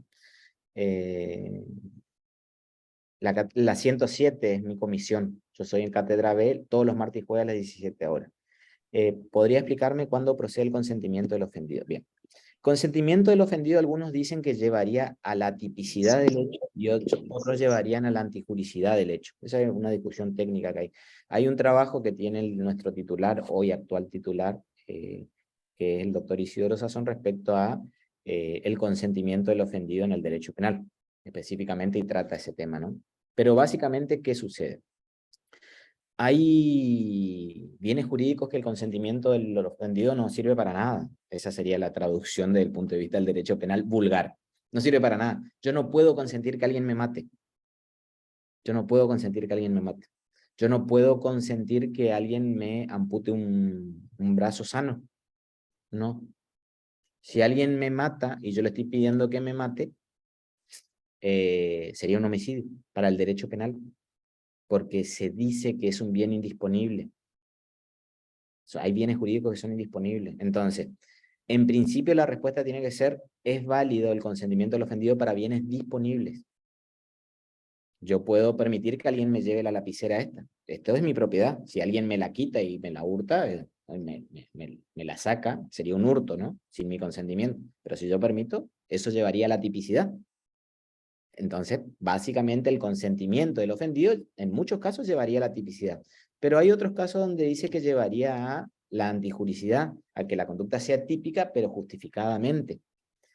Puede ser... ¿De qué me está hablando este hombre? Yo voy y le pego un golpe de puño a alguien. Una conducta típica, dolosa. Pero ¿qué pasa cuando la otra persona permite que yo le pegue? Porque estamos en una competencia deportiva. ¿Se entiende? Hay un consentimiento, en cierta forma, de la otra persona de poder recibir golpes. Y ahí viene la cuestión, ¿qué es lo que pasa cuando el ofendido consiente el hecho? ¿Es atípica o es antijurídica? Básicamente lo que tienen que saber es que las dos posturas están, y depende del caso puntual, si va a llevar a la tipicidad o va a llevar a la justificación del hecho, o ninguna de las dos en algunos casos puntuales. Yo le comenté el caso del homicidio, a ninguna de las dos va a ser una conducta típica, antijurídica, culpable. Después hay una cuestión de eutanasia dando vuelta, que eso llevaría a una explicación y una discusión bastante interesante respecto al tema del consentimiento. Yo suelo seguir una postura de algunos autores alemanes ahí, y el consentimiento a piedad, que nosotros no tenemos, el homicidio a piedad, perdón, que nosotros no tenemos regulado, pero tenemos la instigación, ayuda al suicidio, Doctor, análisis y todo eso, pero eso es parte especial. Sí, lo escucho. doctor, disculpe, en Ok. Alemania es muy común el tema de la eutanasia, por eso los autores alemanes, o sea, fue en un tiempo, digamos, muy hablado, muy charlado. Por eso ellos están un poquito más avanzados. No solo muy hablado, muy charlado, acá también se está discutiendo, inclusive sé hoy actualmente que hay un trabajo de investigación dentro de la propia universidad que la está trabajando en cierta parte también el profesor Gonzalo Molina, que es titular de otra cátedra penal, con otros docentes, y están trabajando específicamente este tema, ¿no? Nuestra legislación. Yo lo que recomiendo siempre al alumno, a mí me gusta ser práctico. Yo trabajo con caso de los Simpsons cuando doy clase, y cuando doy ese tema de eutanasia siempre recomiendo mirar una película que está basada en un hecho real de Estados Unidos, que es el Doctor Muerte. El Doctor Muerte, ¿no? Jack Kevorkian era el apellido del médico que alcanzó a matar a muchas personas, y según el estado en el cual fue juzgado, tenía un tratamiento distinto porque ellos tenían la particularidad de cada estado regulaba de manera distinta este hecho. Y eso nos sirve a nosotros para poder discutir, no en parte general, pero sí en parte especial, la instigación ayuda al suicidio, la eutanasia activa, eutanasia pasiva, pero eso es parte especial, no me quiero meter en ese tema, pero es parte especial. Pero ahí creo que contesté el tema del consentimiento y qué es lo que pasa con el consentimiento de la víctima. ¿Qué características tienen las leyes penales? No sé bien a dónde apunta la pregunta, porque me puedo meter inmediatamente en una contestación que es la que se me viene a la cabeza rápida, que va a ser largo, que es una cuestión de, básicamente, del principio de legalidad, que no sé si está apuntando ahí usted, o a qué apunta, qué característica tienen las leyes penales. En primer lugar, son escritas, por eso iría al principio de legalidad primero, son escritas, son previas, ¿sí? se prohíbe el principio de analogía, ahí viene el principio de legalidad, pero estoy desarrollando el principio de legalidad. Cuando yo analizo el principio de legalidad, yo sé que tengo que tener 4 prohibiciones: escrita, estricta, previa, y que básicamente esas prohibiciones van a personas distintas, ¿no? No puede existir derecho penal por uso y costumbre, excepto algunos fallos que se estudian en eso, ¿sí? Arancibia Clavel, por ejemplo. Doctor Muerte, el Doctor Muerte, una película basada en hechos reales, Al Pacino el autor, es una película muy recomendada para verla. Creo que quien vaya, no en parte general, sirve también para parte, pero para parte especial para los que se meten ya en homicidios, que son varias clases de homicidios, es una película para verla, sí, pero eso para después. En lo que preguntaba la compañera, las prohibiciones del derecho penal o de la ley penal básicamente serían esas. El artículo 18 de la Constitución Nacional, el principio de legalidad, le da un mandato al legislador, le dice, ojo, cuando vos dicte la ley, dicta una ley que sea precisa, que tenga un cierto grado de rigor, que no sea amplia, que no sea ambigua, que sea escrita, necesariamente tiene que ser previa. Entonces, nosotros tenemos muchas normas que no sabemos qué dicen, y entonces algunos autores plantean, y algunos docentes, profesores, yo lo explico así, para mí esa norma es inconstitucional, pues yo no sé qué explicar. Siempre voy a un articulito, el Código Penal, que es la corrupción de menores, y digo, miren, corrupción los autores dicen que esto, pero fíjense, nadie sabe definir el concepto de esto. Entonces, muchos autores dicen que es inconstitucional porque afecta al principio de legalidad. Eso va dirigido al legislador. Después le dice al juez, señor juez, cuando usted interprete la ley penal, no haga analogía. No capte hechos que no son captados por la ley. Es otra prohibición.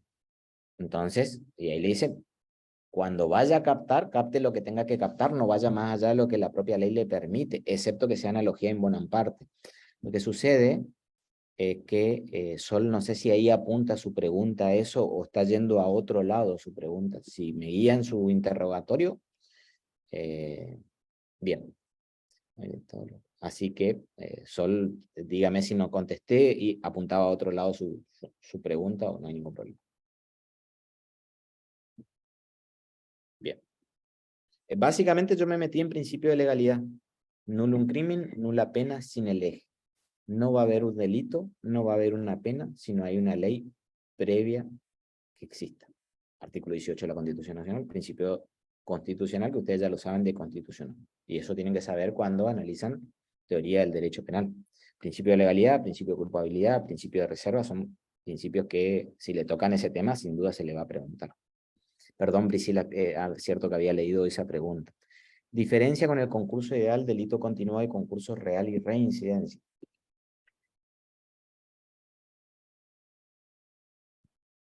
Lo primero que tienen que tener en claro si van a hablar de ese tema o desarrollar ese tema es la regulación que hay. El concurso ideal está regulado en el artículo 54 del Código Penal. El concurso real está regulado en el artículo 55 del Código Penal. El concurso ideal es cuando hay un hecho, una conducta, y varias normas vienen a juzgar ese hecho, ¿sí? Una conducta, un comportamiento humano, y varias conductas vienen a juzgar ese hecho. Le voy a leer el 54 para que ustedes vean qué es lo que les estoy diciendo. Concurso ideal. Cuando un hecho, una conducta, Zaffaroni cuando explica esto dice hecho igual a conducta. Cuando una conducta cayere bajo más de una sanción penal, se aplicará solamente la que fije pena mayor. Eso es el concurso ideal. Un hecho, una conducta. Una conducta, un solo delito. No, puede ser que haya muchos delitos. ¿Cómo?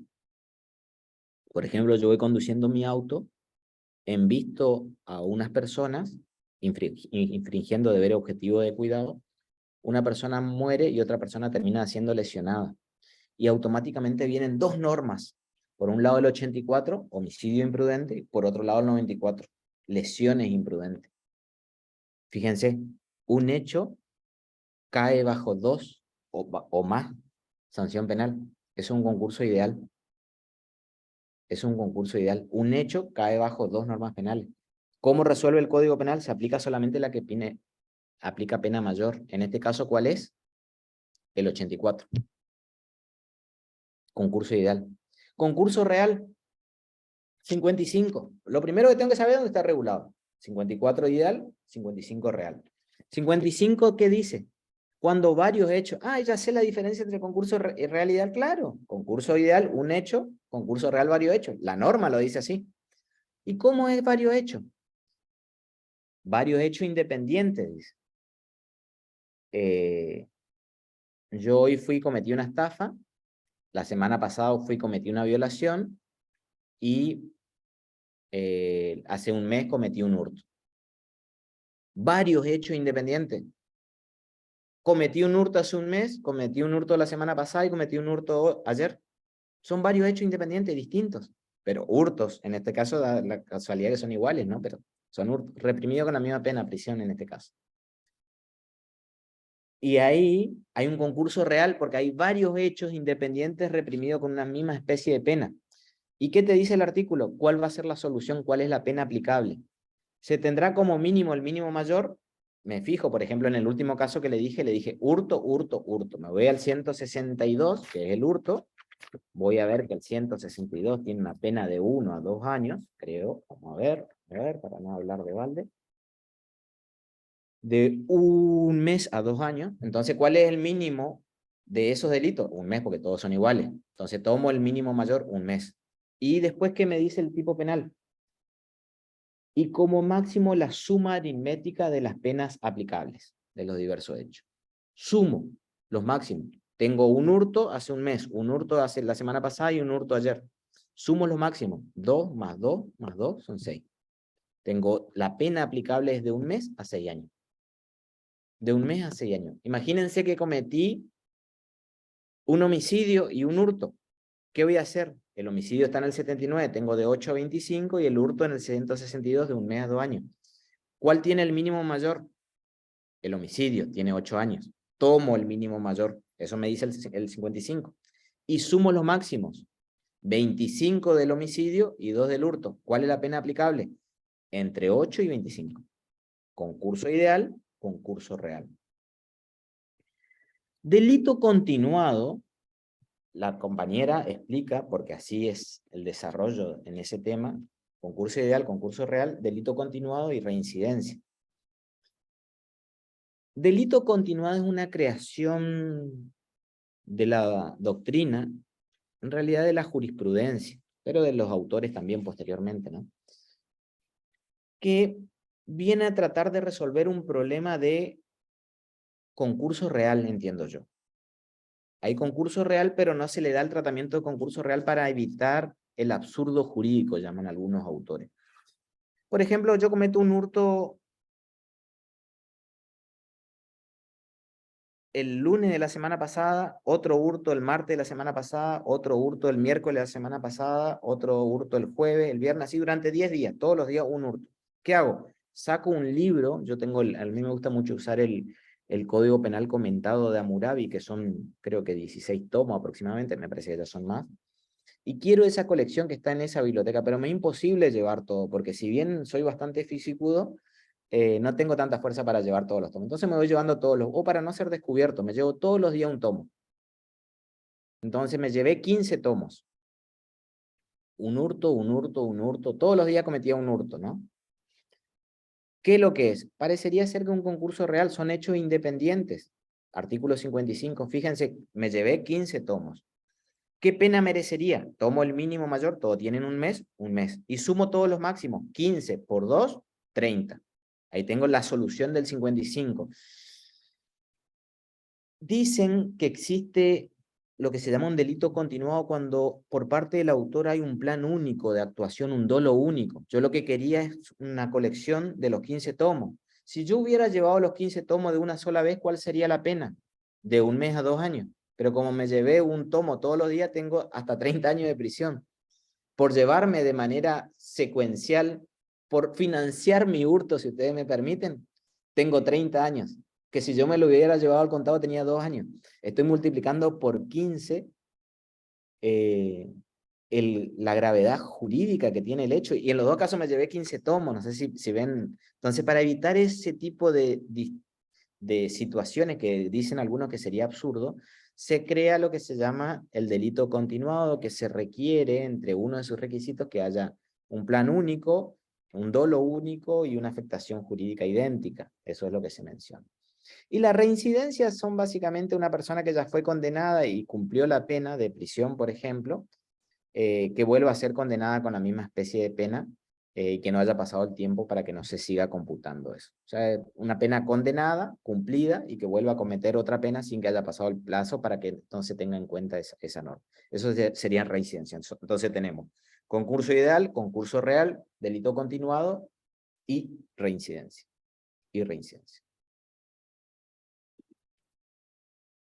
Afectación al bien jurídico personal, o sea, que yo no esté afectando bienes jurídicos de manera distinta y que sean bienes jurídicos que permita graduaciones, ¿sí?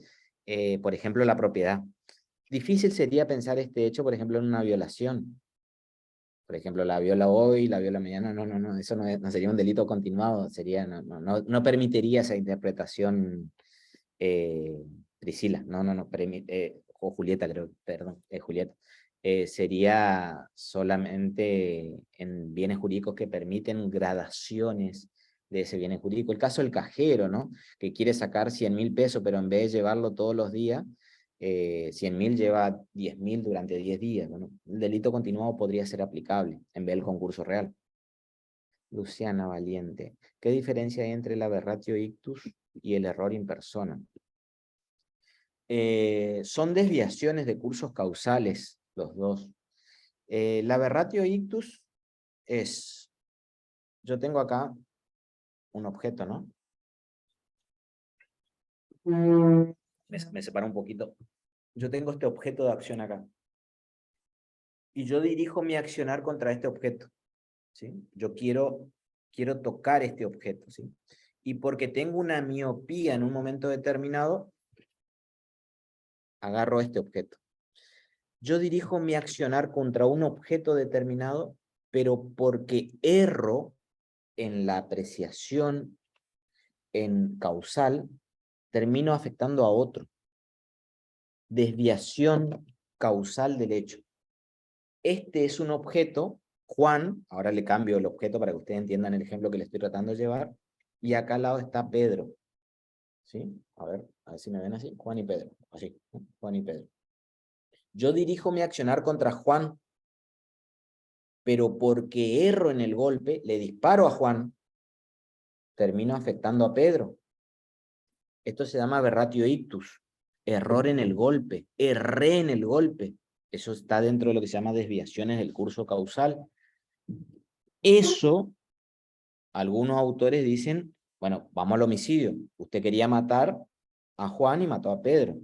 Usted quería matar y mató, ¿habría un homicidio doloso? No, necesariamente.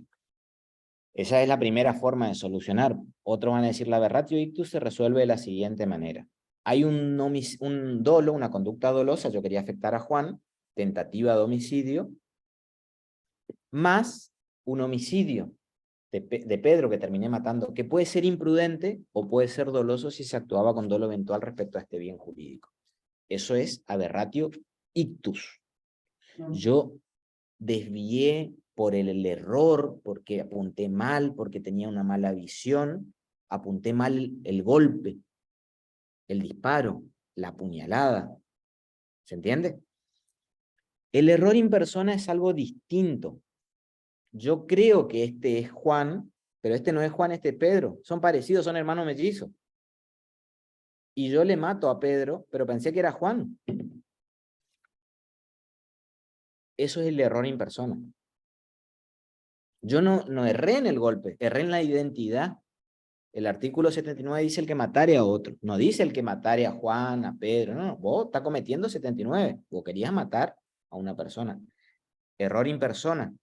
Cuando la identidad de la persona no está relevada por la norma, es intrascendente en el error in persona. Homicidio doloso, listo. El problema se va a dar es cuando la identidad de la persona es relevante. Hay veces que las leyes penales le dan relevancia a la identidad de la persona. Por ejemplo, no es lo mismo matar a Juan que matar a tu papá o a tu hijo. matar a tu ascendiente, descendiente, o a tu cónyuge, o a tu pareja. No es igual. ¿Por qué? No porque lo diga yo, sino porque el artículo del 80 del Código Penal establece importancia para la identidad de la persona. Y ahí sí puede tener relevancia el error in persona. En principio el error in persona no tendría, eso lo van a ver bien en parte especial, pero la diferencia entre la aberratio ictio y el error in persona estaría ahí. Donde entra alguien a la noche en tu casa y dispara a la persona en la oscuridad sin identificarlo y resulta ser el hijo. Sí, en ese caso, fíjense, la persona mata a un descendiente. Sería un homicidio agravado por el vínculo, pero él no sabía que era el hijo. Entonces, objetivamente, dentro del tipo penal cometería un homicidio agravado por el vínculo, pero subjetivamente no tendría dolo. No tendría dolo. Le faltaría el dolo para poder imputarle al padre el homicidio del hijo. ¿Sí? Entonces, en ese caso solamente, y eso es un error in persona. El error in persona, en principio, para el derecho penal es irrelevante. Tiene una forma de resolver totalmente distinta a la aberratio ictus, excepto que la norma revele el tipo penal. Distinto sería el caso, yo quiero matar a mi hijo y lo confundo cuando entra, porque justo el que entró no era mi hijo, sino que era la novia. Ahí sí es importante porque yo tengo el dolo de cometer un homicidio agravado por el vínculo. Habría una tentativa de homicidio agravado por el vínculo, más un homicidio doloso en concurso de idea del artículo 54 del Código Penal. Interesante. Vimos 54 recién y ahora la estamos viendo, se está poniendo un poquito más específica la clase, pero me imagino que no todos deben entender todo, de eso se trata.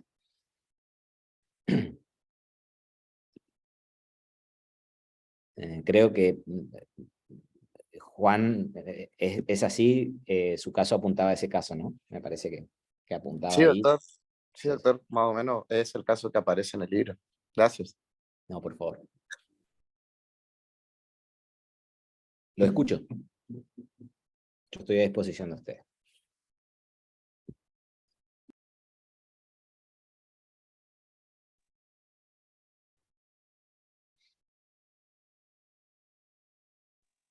Doctor, ¿cómo es el número de la ley que está reincidencia y todo eso? ¿La 26.000 cuánto es? No lo tengo presente en este momento la ley de reincidencia, pero básicamente... Pero en esa hay, o sea, está muy buena esa ley, pero ahora no me acuerdo el número. Yo tampoco no me estoy acordando en este 26.000. momento, pero básicamente en el Código Penal, nos vamos. Está muy buena para leerla también. Lo que pasa es que nosotros tenemos que manejar el Código Penal, ¿sí? Agarramos el artículo 54, el artículo 53 del Código Penal y tenemos todos los conceptos de reincidencia. Tenemos el artículo de 54 al 53 y nosotros tenemos las normas de reincidencia. Habrá reincidencia siempre que quien hubiera cumplido total o parcialmente pena privativa de libertad, que fue la contestación que se le dio hoy, alguien que ya cumplió, y sea condenado de nueva, sea condenada nuevamente, un delito punible con esa misma escala de pena, siempre y cuando se den los tiempos procesales que establece el 50, 51, 52, 53 del Código Penal. Eso es lo que tienen que tener para la materia, para saber... para poder aprobar una mesa libre tienen que saber estas normativas, del 50 al 53.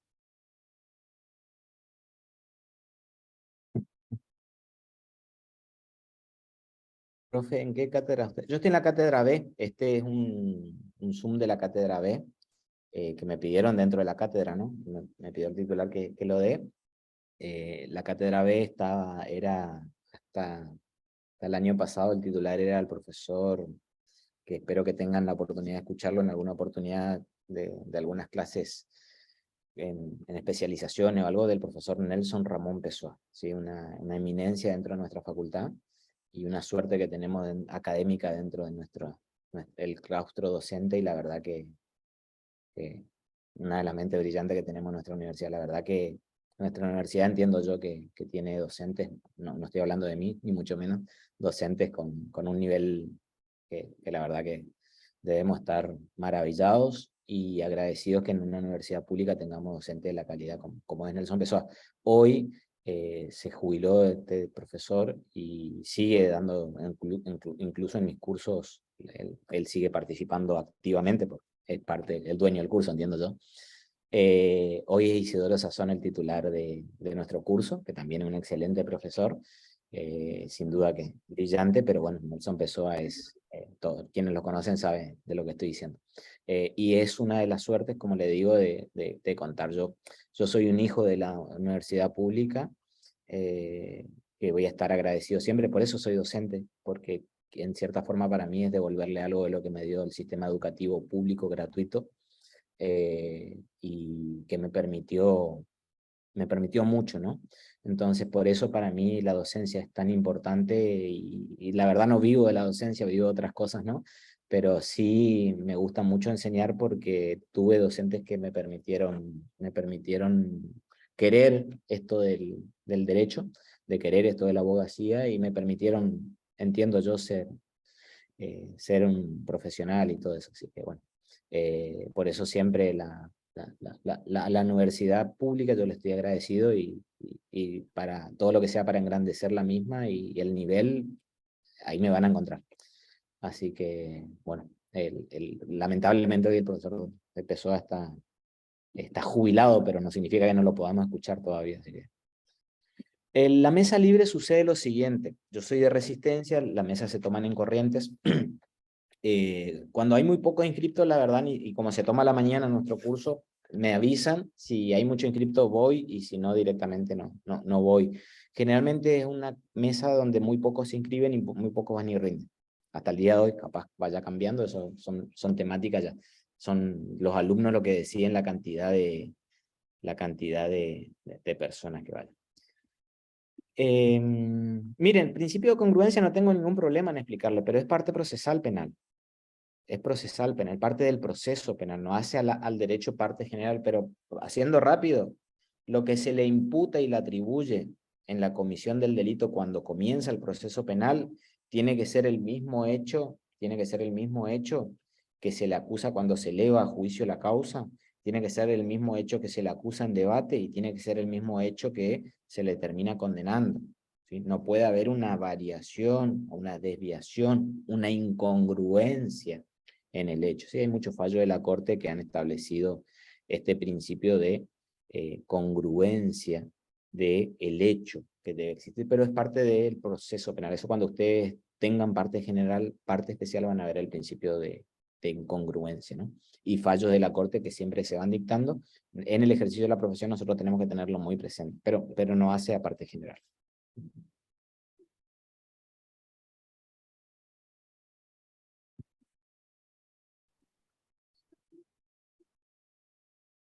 Lo escucho. Sí, Gustavo, lo escuchamos.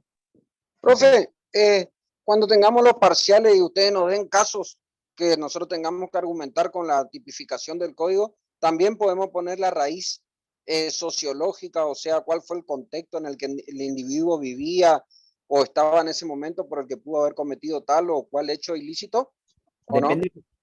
Gustavo, depende qué tema está rindiendo. Por ejemplo, si usted se pone a hablar de ese tema, parecía más propio de teoría de la coerción penal. Usted me estaría tratando de aplicar el artículo 41 del Código Penal. Si yo estoy tomando un parcial de teoría del derecho penal y estoy viendo si el alumno sabe principio de legalidad, principio de reserva o principio de culpabilidad, no voy a querer que el alumno me esté explicando, miren, esta persona cometió este delito porque las dificultades que tenía socioambientales, cuestiones de política criminal, ya sea a la teoría de la coerción penal. Entonces, si yo estoy tomando llegué a dar tipicidad penal y el alumno me pone a hablar de temas, hay alumnos que a veces ponen a escribir cosas que no se le está preguntando, por eso es difícil nuestra materia. Nuestros cursados tienen un nivel de aprobado muy pocos, inclusive, y de mesa libre aún más, pero por una cuestión de que queremos que nos contesten lo que se le pregunta. Entonces, desde ese punto de vista no sería correcta la forma de responder, Gustavo. Gracias, profe. Las preguntas siempre son técnicas, específicas y precisas, y generalmente con 3 o 4 renglones es suficiente, siempre y cuando vayan al punto de lo que se le está preguntando. Buenas tardes, le consulto. ¿Podemos entonces presenciar sus clases, o sea, de manera virtual, no? Sí, Yo sí, soy sí. de la extensión de Pinedo, por eso, pero me interesaría, digamos. Sí, sin duda que sí, Liliana. Mis clases son, dentro de mi cátedra, mi curso va a ser el virtual. Van a ser todos los martes Y jueves, yo no tengo idea de cuál va a ser el ID, porque todavía no nos dieron, ¿no? Pero sí, sin duda, eso creo que lo tendrán que pedir inclusive a la... ¿Y qué horario? De 17 a 19:30 el horario, pero en realidad mi horario de clases empieza a 17 en punto y termina 18:05. Reloj, eso está, así terminan mis clases, 18:10 como máximo. Hora 10, cada clase que damos nosotros de Derecho parte general. En parte especial yo unifiqué y ahí doy 3 horas y media de clase, pero parte general yo doy 1 hora los martes, 1 hora 05, 1 hora 05 los jueves. Estoy hablando de mi curso, del curso mío. ¿Qué pena se le aplica a alguien que fue llevado a juicio por falso testimonio? Por ejemplo, una mujer que denuncia por... ¿Pena de prisión? ¿Pena de prisión? Tiene pena de prisión. Y una cosa es falso testimonio. El falso testimonio es quien da un relato mendaz como testigo. Y otra cosa es la falsa denuncia, el 245, el 275. ¿Sí? Pero los dos tienen pena de prisión. Y cuando es contra el imputado, que pudo haber tenido pena, tiene pena de hasta 10 años el falso testimonio. Y yo he visto dentro de procesos penales testigos falsos que quedan presos en la audiencia de debate. El derecho penal no es para... Entiendo yo que no es para todos. Es para muchos. Yo quiero que muchos más estén, pero suele tener sus... no es un juego de niños, digo yo. Yo he visto en sala de audiencia salir preso a personas porque creían que podían ir a decir cualquier cosa delante del juez, estaba el fiscal, estaba el querellante, estaba el juez, estaba todo el tribunal y no es que uno va y dice, porque algunos abogados a veces dicen, sí, vos andás y decís nomás esto, decís no fue así, vos decís que vos viste esto. Bueno, vamos a ver después en sala de audiencia. Una cosa es declarar como testigo ante el proveyente y otra cosa en la oralidad del debate. Y puede cometer delito en el medio. De pena hasta 10 años. El falso testimonio tiene pena hasta 10 años. Si mal no me recuerdo, déjenme que mire. Falso testimonio, no falsa denuncia. Falso testimonio. Artículo 275, pena de 1 mes a 4 años el testigo intérprete que afirmara una falsedad o negar o callar una verdad. Si el falso testimonio se cometiera en una causa criminal, en perjuicio del inculpado, la pena será de 1 a 10 años. Hasta 10. Permítanme la vulgaridad fuera de lo académico, no es joda.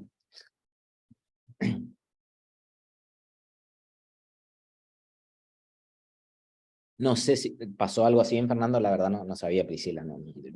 Miré un poco, sé que hoy fue... Doctor, sobre el falso testimonio de que declararon Guarino y el otro chico, otro rugby, está acusado. Bien. Fíjense cómo sucede, ¿no? La verdad no estaba al tanto, pero sí.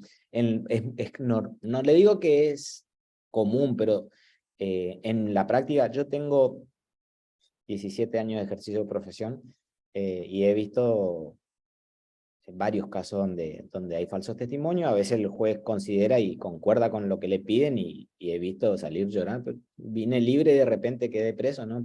Viste como testigo. Pero sí. O hay veces que no salen presos, pero igual se le arma una causa, perdón, no es que se le arma una causa, se crea una causa en virtud del testimonio que pudo haber sido mendaje en ese hecho. La falsa denuncia, si ustedes ven la pena, tiene pena inclusive menor, ante la pregunta de Sol, ¿no? Ustedes ven el 245, y nos llega la pena de 10 años que estaba hablando recién cuando es en causa criminal, ¿no?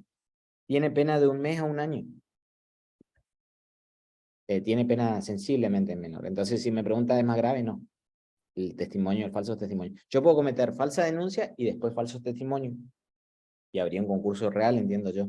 Primero denuncio falsamente el hecho y después voy y declaro falsamente el hecho. Por ejemplo, el caso que usted comentaba, no sé si hablaba de violencia de género o lo que fuera, ¿no? Pero son conductas distintas, hechos distintos, captados por normas distintas. ¿Qué es el derecho penal? Conjunto de normas que determina un antecedente y consecuente. ¿El antecedente cuál es? Vas y denuncias falsamente el hecho. La consecuencia, la pena de 1 año, hasta 1 año. ¿Cuál es el antecedente en el otro? Vas y declaras falsamente como testigo en una causa criminal, pena de hasta 10 años, consecuencia. Y ahí viene el 54 y el 55, concurso real o ideal. Yo creo que un concurso real es hecho. Y después hay otra norma dando vuelta ahí que es compleja, que es el tema de la calumnia. Porque hay una dificultad entre la falsa denuncia y la calumnia, pero eso es algo de explicar en parte especial. Nuestro Código Penal la pena máxima es de 35 años, pero puede haber excepciones en donde una persona siga en prisión por más tiempo. La pena más grande que tenemos dentro del Código Penal es la perpetua. Los 35 años que usted dice es la posibilidad que da el sistema legislativo argentino de otorgarle la libertad condicional a alguien. Libertad condicional es la posibilidad de cumplir la última parte de la pena en libertad, pero seguís estando penado. Cuando te dan perpetua, vos podés pedir la libertad condicional, se puede pedir la libertad condicional después de haber cumplido 35 años de encierro efectivo. Después de haber cumplido 35 años efectivos. Dice el artículo 13 del Código Penal, el condenado a reclusión o prisión que hubiere cumplido, el condenado a reclusión o prisión perpetua que hubiere cumplido 35 años de condena. Eso es lo que usted está diciendo usted. Lo que pasa es que el artículo 14, si ustedes leen después, dice lo siguiente. La libertad condicional no se concederá a los reincidentes, por un lado. Tampoco se concederá cuando la condena fuera por, escuchen esto, inciso primero, homicidio agravado por el artículo 80 del Código Penal. Todos los 80. Entonces no se le podría conceder tampoco. Hay varios planteos de inconstitucionalidad de esta norma.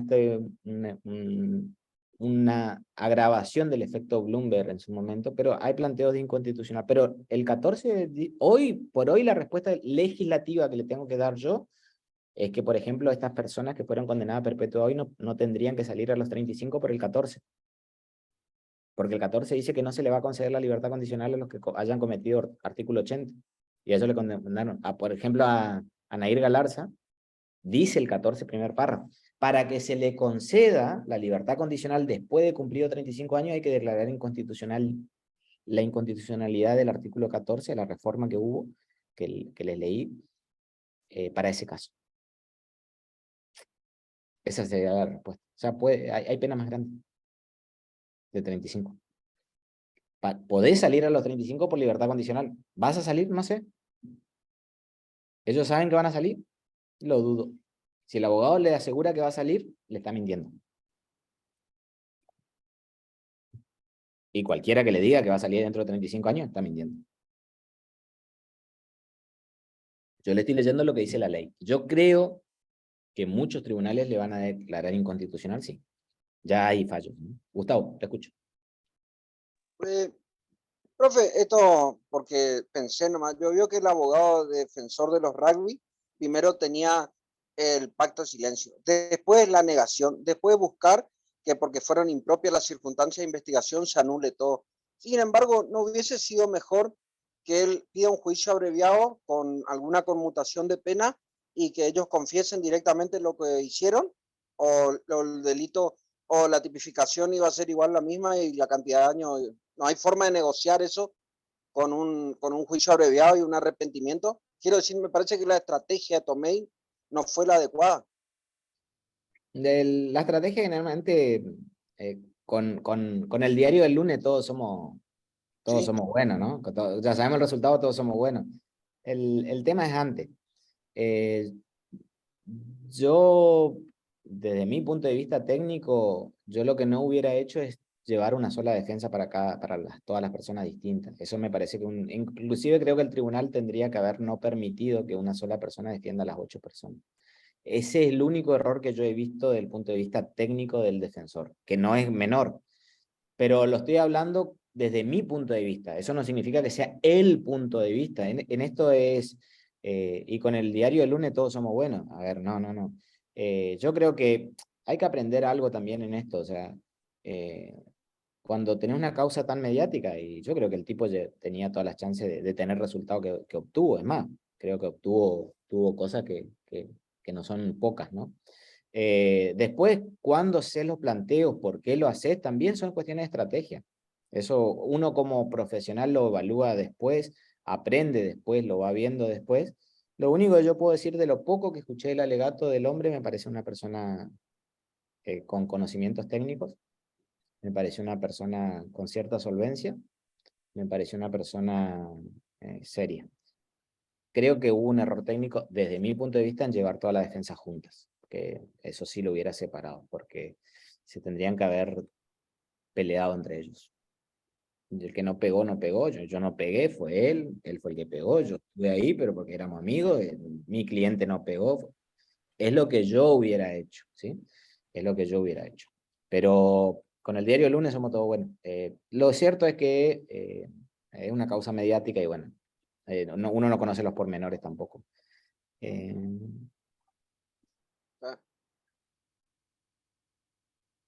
Sin duda, perdón, lo que dice Elizabeth, de lo que diga el juez y cómo van a estar los criterios jurisprudenciales dentro de 35 años. Si alguien me dice, mire, dentro de 35 años los criterios jurisprudenciales van a hacer esto, yo no sé cuáles van a ser los criterios jurisprudenciales de este año cambiantes, imagínense dentro de 35 años. Dentro de 35 años, muchos de ustedes ya van a estar ejerciendo la profesión activamente y algunos ya van a estar jubilados de ejercer la profesión, porque 35 años son 4 décadas prácticamente, entonces... yo particularmente no sé si voy a ver, no, dentro de 35 años yo no voy a estar ejerciendo más, sin duda, no sé si voy a estar vivo. Entonces estaríamos hablando, estaría siendo muy mentiroso si le digo, mire, este va a ser el criterio para esta persona poder salir en libertad condicional dentro de 35 años. No, la verdad sería una falta de respeto de mi parte. Sí, depende de los criterios que haya en ese momento. El caso de Robledo Perú, él pidió en varias ocasiones, no se lo otorga exactamente porque el artículo 13 y 14 te da y posterior te dan un montón de requisitos para que se otorgue la libertad condicional. No es un derecho que llegado al momento, llega el tiempo y se te da. No es así. Es exactamente. Creo que, no sé, me habían dicho que a las 7 se cortaba, así que aprovechen, son 9, 8 minutos que quedan, así que aprovechen si es que tienen alguna duda técnica. Así que yo, encantado porque para mí, después de diciembre, que fue mi última clase, volver a hablar de derecho penal en la universidad es un placer. Así que gracias a todos los participantes. Lo escucho. Doctor, ¿le puedo hacer una consulta? Por favor. En este caso, a los 3 rugbyers que se les dio 15 años, ellos cuando cumplan las 2/3 partes de la condena, ¿pueden pedir, digamos, la libertad condicional? Yo, si leen el artículo 14, parecería ser que no, porque dice que a quienes porque a ellos ¿qué le dan? Básicamente, participación secundaria de un artículo 80 del Código Penal, y quienes fueran condenados por el artículo 80, dice el 14 que no. Yo entiendo que tienen que ser declarados inconstitucional para poder salir a los 10. Yo creo que tendrían que salir a los 10. Ese va a ser el primer semblante para ver si opera o no el artículo 14. Si ustedes leen el 14, no se le va a otorgar. ¿Cómo se va a resolver dentro de 10 años? No tengo idea. El juez de ejecución, ni siquiera, capaz un juez que ni siquiera se recibió va a ser el que le va a resolver la suerte de estos 3 muchachos que le dieron 15 años. Capaz alguno de ustedes que se reciba y vaya a Dolores, no sé dónde van a ejecutarse la pena, le vaya a resolver la situación de la libertad condicional. Alguien que esté estudiando Derecho en este momento. ¿Y usted como abogado considera que es justa la condena que se les dio? Yo creo que estuvo mal haber llevado ese tipo de defensa. Yo creo que para mí las personas que cometieron o fueron condenadas creo que tenían entre 18 y 20 años aproximadamente, ¿no? Me parece. Yo en este momento tengo un hijo de 20 años. Yo. Que pudo haber sido Fernando, ¿no? Entonces uno se pone, pero de eso no hay que hablar dentro de las cuestiones técnicas. Yo lo que digo es que habría que haber llevado una defensa totalmente distinta. Para mí no es lo mismo que el que pegó, que estaba afuera, que el que no pegó a nadie, que el que no empujó a nadie, sino que el que estaba. Me parece que son situaciones distintas. Y si me preguntan a mí desde ese punto de vista, no estoy de acuerdo con la sentencia. Estuvo mal la defensa, para mí. No digo que sea un mal defensor, lo que escuché de los abogados que he visto, inclusive me pareció ahí técnicamente me pareció el mejor por lejos. De lo que había, por lejos. O sea, no estoy hablando de por lejos. No estoy hablando de lindo, rubio, ni alto. Estoy hablando de abogado, por lejos. Pero creo que cometió un error técnico desde mi punto de vista. Pero Él es el abogado de las 8 personas, yo soy un docente que estoy acá. Entonces yo estoy hablando a boca de jarro. O sea, desde ese punto de vista hay que saber tener sentido la ubicuidad también. Pero bueno, eso me parece que no hace parte general y no le ayuda a quienes estén por rendir en este momento, así que por ahí no serviría. Pero sí, yo hubiera planteado otras cuestiones, hubiera dividido la defensa, yo inclusive como estratega hubiera puesto 4 o 5 abogados, cada uno planteó distintos, si hubieran barrado distintos. Técnicamente hubiera hecho cosas totalmente distintas. No digo que hubiera planteado cuestiones típicas distintas a las que él planteó, todas las que él planteó me parecieron correctas, pero no hubiera llevado un solo defensor. Gracias, doctor. Puede ser que la defensa haya sido los que el imputado quisieron. Sí, lo que pasa es que los abogados pueden plantear un montón de cosas. El tema es que el defensor tiene que decirle, mira, no te conviene. No es bueno para vos. Le voy a perjudicar al otro. Y yo como técnico tengo que decir, no, yo tengo la obligación de no perjudicarle a nadie, ¿no? ¿Sabe? No, ¿cuáles son? No tengo la menor idea de cuáles son los honorarios. No tengo la menor idea. No, por ahí me metí en esto porque empezaron las preguntas nomás, pero no hace el tema de parte general. Pero es apasionante, la carrera que eligieron ustedes es apasionante, es muy lindo.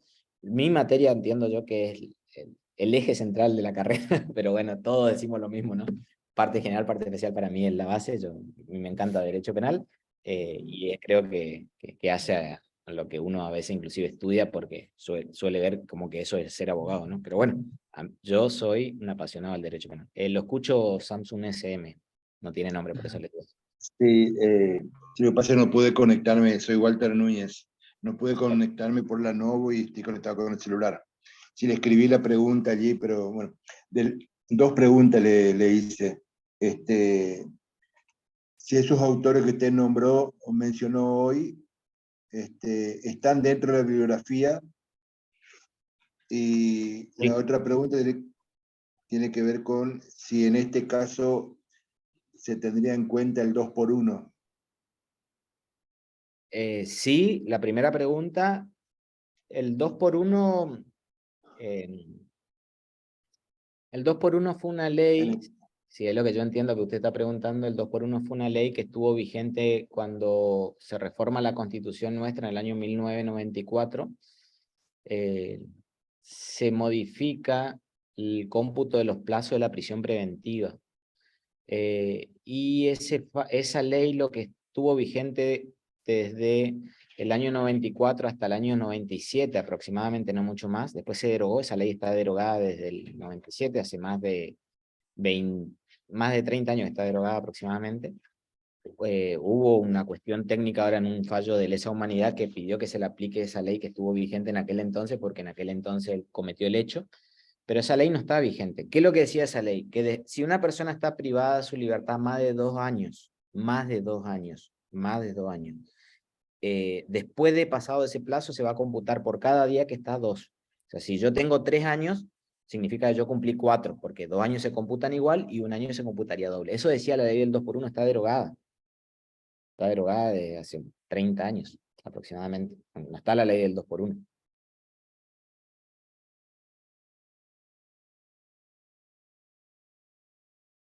Núñez creo que era su apellido, me parece que dijo Núñez.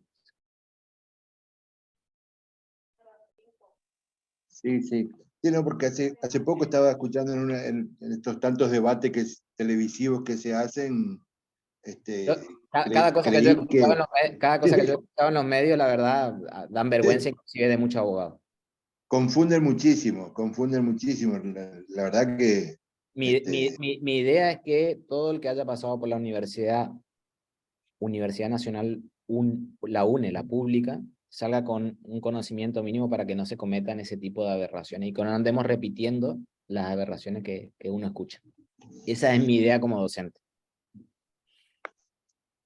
Y la otra pregunta, no sé si era respecto de los autores que usted mencionó al principio, si están en la bibliografía. Sí, exactamente esa palabra. Está. Gracias, bro. No, por favor.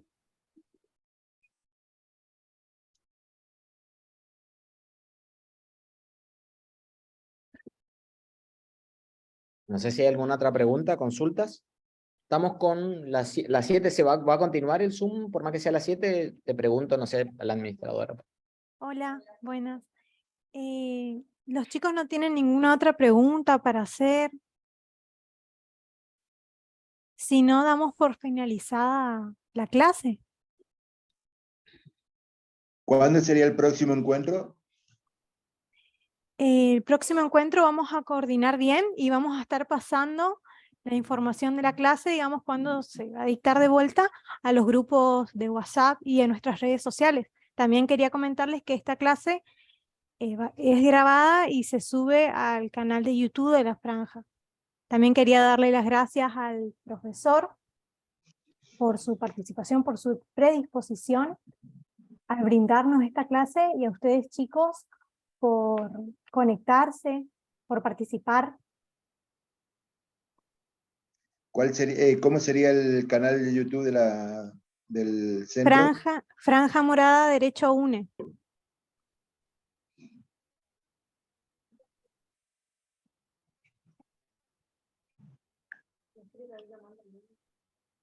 Ahí vamos a mandar el link por el chat. Una pregunta, ¿el doctor da clases también en la extensión de Pinedo, parte especial? No, de parte especial yo doy en Corriente, en Esquina y Goya. Ah, perfecto. Este año al Gracias. menos. He dado en Pinedo, sí, pero este año doy en Esquina y Goya. Muy bien, muchas gracias. ¿Y en la UNCAUS dónde está, profesor? Estuve, pero ya no estoy. En la Cuenca también estuve, pero ya no estoy. Estoy solamente en la UNE. Pues yo estoy cursando en la UNCAUS, así que pero quisiera aprovechar la clase para si quiere participar en mis clases, van a ser los martes y jueves. No sé el ID porque lo van a dar en su momento durante todo el año. Martes y jueves a las 17 horas. Exacto.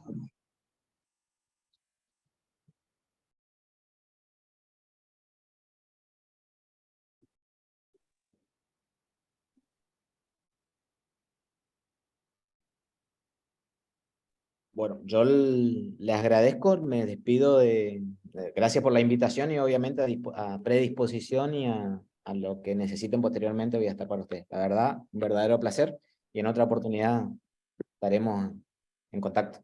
Muchísimas gracias a los organizadores y a Muchas gracias. todos los alumnos. Gracias, profe. El placer es nuestro, gracias. Hasta luego. Gracias, profesor. Hasta luego, doctor.